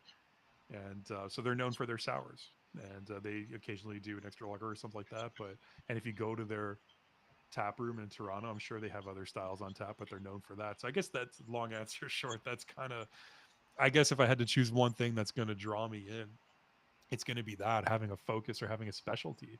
And that's what draws me into food too. I go to a restaurant because they're known for one thing, not because they have 50 things on the menu, right? Because they're really good at making shawarma, or they're really good at making whatever it might be. They make the best dumplings in town, right? So you go there for the dumplings, and you don't go there expecting to order a sub. And how come you don't have that on the menu, right? You go there for the dumplings. So yeah, I think it's similar. Yeah. Yeah, and I feel like there's like I can't remember what his name is, but he used to work for Revolution Brewing, and now he does his own thing. But he makes a lot of content where he talks about brewing trends and gives advice to breweries and marketers for breweries. And one of the things that he talked about that really resonated with me. Yeah, I can't remember his name off the top of my head, but the thing that he talked about that really resonated with me was this notion of like, when you're branding your brewery, like, you know, maybe you could brand it based on the beer, but like just brand it off something that people like. And like, to me, it's almost like if your passion is coming through in your brewery, even if it doesn't really have anything to do with beer, it's like we've talked about so many times how beer has this, like, I call it this like experiential terroir. Like you go on a hike, or you go skiing, or you go out with friends that you haven't seen in a long time, and you get a beer, and like that is so much a part of beer, more so than I think like whiskey or wine or any other alcoholic drink. And definitely. So like, I think like I don't know why it is that way with beer, but it is. And so like this notion of like, let me like, you know, what, just to pick an anecdotal example, there's this brewery down in Silver City, New Mexico, which is, despite the name, is not much of a city. It's a smaller, I think a lot of people live there, but it's not a very big town in southwestern New Mexico. The brewery is called Open Space Brewing, and their whole thing is that they're so the Continental Divide Trail, which is one of like the 3 major long distance hiking trails in the United States, goes through Silver City. So they've kind of like branded themselves around the Continental Divide Trail. And it's like, I want to go to that place because that sounds really cool. And like, I've heard that they have really good beer. And like, I probably, if I heard the beer was bad, I don't think I would want to go there. But it's like just the branding itself makes me want to go check it out. And, you know, there is something that's, you know, I felt like we started the stream talking kind of, maybe I was at least griping about people being attached to like light beer branding. And the reality is like, I'm just as guilty of it. It's just like, that's how I'm going to decide which craft brewery I'm going to go to. Yeah. Well, But I do think it's a good shorthand for like, you know, if they cared enough to like go into this niche, they're probably going to apply that to the beer as well. Yeah. But I like that you mentioned that, Nate, like, because I don't know, like I have this theory that like exactly like you said, like beer is more about the experience that it is not only about the experience, but there's a lot about the experience that plays into the factor, right? Like when you're drinking it, your memory about it, like when you first experienced it, like, and that's difficult to strip away from beer for whatever reason. It's just it's part of the connection that it makes. And I feel like the breweries are an active part of that, and I think it ties into what also Joe was saying, like they're a community center, like the pub, right? Like, so you associate, all of a sudden it's becoming like this medium in between like your experience, the people, and the beverage itself, which is very hard to achieve if you think about that, like it, because other beverages like tend to have like different types of experience, right? Like, but when it comes to beer, you normally, no matter what, like if you enjoy beer, you go to a place, you're gonna have like, sure, you can have just one, but most of the time you're just gonna hang out, you're gonna have it like a second pint, like, and you're just hanging out a little bit longer, and then like depending what it is, so you create this sense of community, but also you end up hanging out with some people that are there, you make new friends, and that's very difficult to translate in other beverages. And Yeah. to your point, like even when it comes to light beers, right? Like you might say, okay, I don't like it, but ultimately that's also a connection, right? Like, you know, Yeah. you might have a connection because you I don't know, in college, or you know, you had experience of like hanging out with friends, drinking that specific type of beer, and it might not be about the flavor, but it all of a sudden becomes about the experience. And I find that fascinating. Like there's no other beverage that has this type of connection, and you know, I don't know, like it makes people come together in a way. Yeah, it's so true, man. And I agree. The community thing is very, very real too. Like, case in point, like you had your 40th birthday party at the Berry House, right? Mhm. And you're not going to go to like a wine bar to have your birthday party, right? And have a bunch of Mhm. people there to hang out, and like it's not, it's just different. It's a different vibe, it's a different thing. But yeah, it's very much that community sense that's associated with beer, Yep. and yeah, it's a very unique beverage in that way. Yeah, and the memories associated with it too. Even though I've always enjoyed wine and I've always enjoyed whiskeys and bourbons, I don't have the same kind of sentimental attachments to them as I do with beer, or the same kind of memory, like the same vivid memories that are formed when you try like a really good beer for the first time. It's not, it's just, it's a little bit different. It's really interesting. Well, Yeah. it's a beer memories. That's all it Yeah, is. the beer memories. We should definitely, we should do a bourbon to show one day, or scotch, more specific. It could be Do very scotch interesting. review. Yeah. That could be interesting. As we're coming up on 2 hours here, maybe I think it's time to wrap up the stream. Yeah, Thanks, everybody. we kept it going. Yeah, thanks everybody who popped in. I know we got 5 or 6 people watching now. Going to the tail. We'll mention if Richard was his name, if he's still listening, if you like European styles and you're going to North Carolina, I cannot recommend Red Oak Brewing more. You can find them in pretty much every supermarket. Really, really good Bavarian style beer, and that's literally the only thing they make. Is like, I think they only have like 2 year-round beers, just a Helles and a Bavarian amber lager, and Nice. their beer is very, very good. that beer got me through grad school. So Yeah, that's what you both. it was very affordably priced. It was like I would go to trivia night and it was like big $3 a pint, and that was like a no-brainer. I think I must have paid a lot of people's bills at Red Oak Brewing while I was in grad school. Yeah. Oh yeah, Richard Oban. Oban is one of my favorite scotches. Oh yeah, I got it's that. delicious. It's a little bit more. I don't know what the pricing on that is in the U.S. and Canada. It's probably about 150, 60-ish, if I'm remembering correctly, for a bottle Canadian. So maybe cut that, 70, 80% that for U.S. But yeah, it's a little bit pricey. But I remember the first time I tried that, we got a bottle for my friend for his 30th birthday, I believe, and a couple of us chipped in, and then we all tried it that night. And it blew my mind. And last time I was in Scotland, I got a bottle of it because it was relatively cheap compared to what it is in Canada, and I brought that back with me, and I still have that. And that's like a go-to sipper for me on special occasions. But yeah, Oban is it's a really good Scotch. Yeah. That's why you both mentioned grad school, because Richard was saying something about an Irish pub. We did have a local walkable Irish pub in Brookline Village, Massachusetts, when he was in grad school, right on the border with Boston. There you go. See, beer. It's all about the the connection that helps you. Sadly, Get through. nicotine got him through grad school. Yep, that got me through university, Richard. I understand completely. Hefty doses of nicotine. There you go. Well, thanks everybody who popped in and joined us and hung out in the pub with us and watched. We do these every 3-ish months. Just keep an eye. It's a rough estimate. It's a beer guesstimate on how often we do them, but they do pop up every once in a while. Just keep an eye out for the live. Check out Nate's channel. If anybody watching the replay or here live, One Man's Odyssey. Check him out on YouTube. I'm trying to work in a little bit more of the beer reviews back into it, but you had a what turned me off of the beer reviews in the first place was the feeling the obligation to do one. And so I can't promise that every episode will have one, but I'm trying to work them in. The next episode that airs, I think next week, will definitely have one. Nice. There you I like go. the sneaky beer reviews. Just hidden it. That's deeply embedded into the episode. Yeah. So you find it only if you're watching. That's right. And no matter what you do, anybody here on the live, don't forget to close your beer brackets. That's right. Sláinte, Richard. Thanks for popping in, Bobby.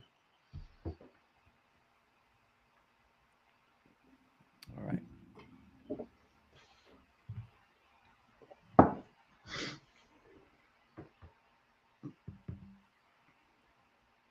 All righty. I think we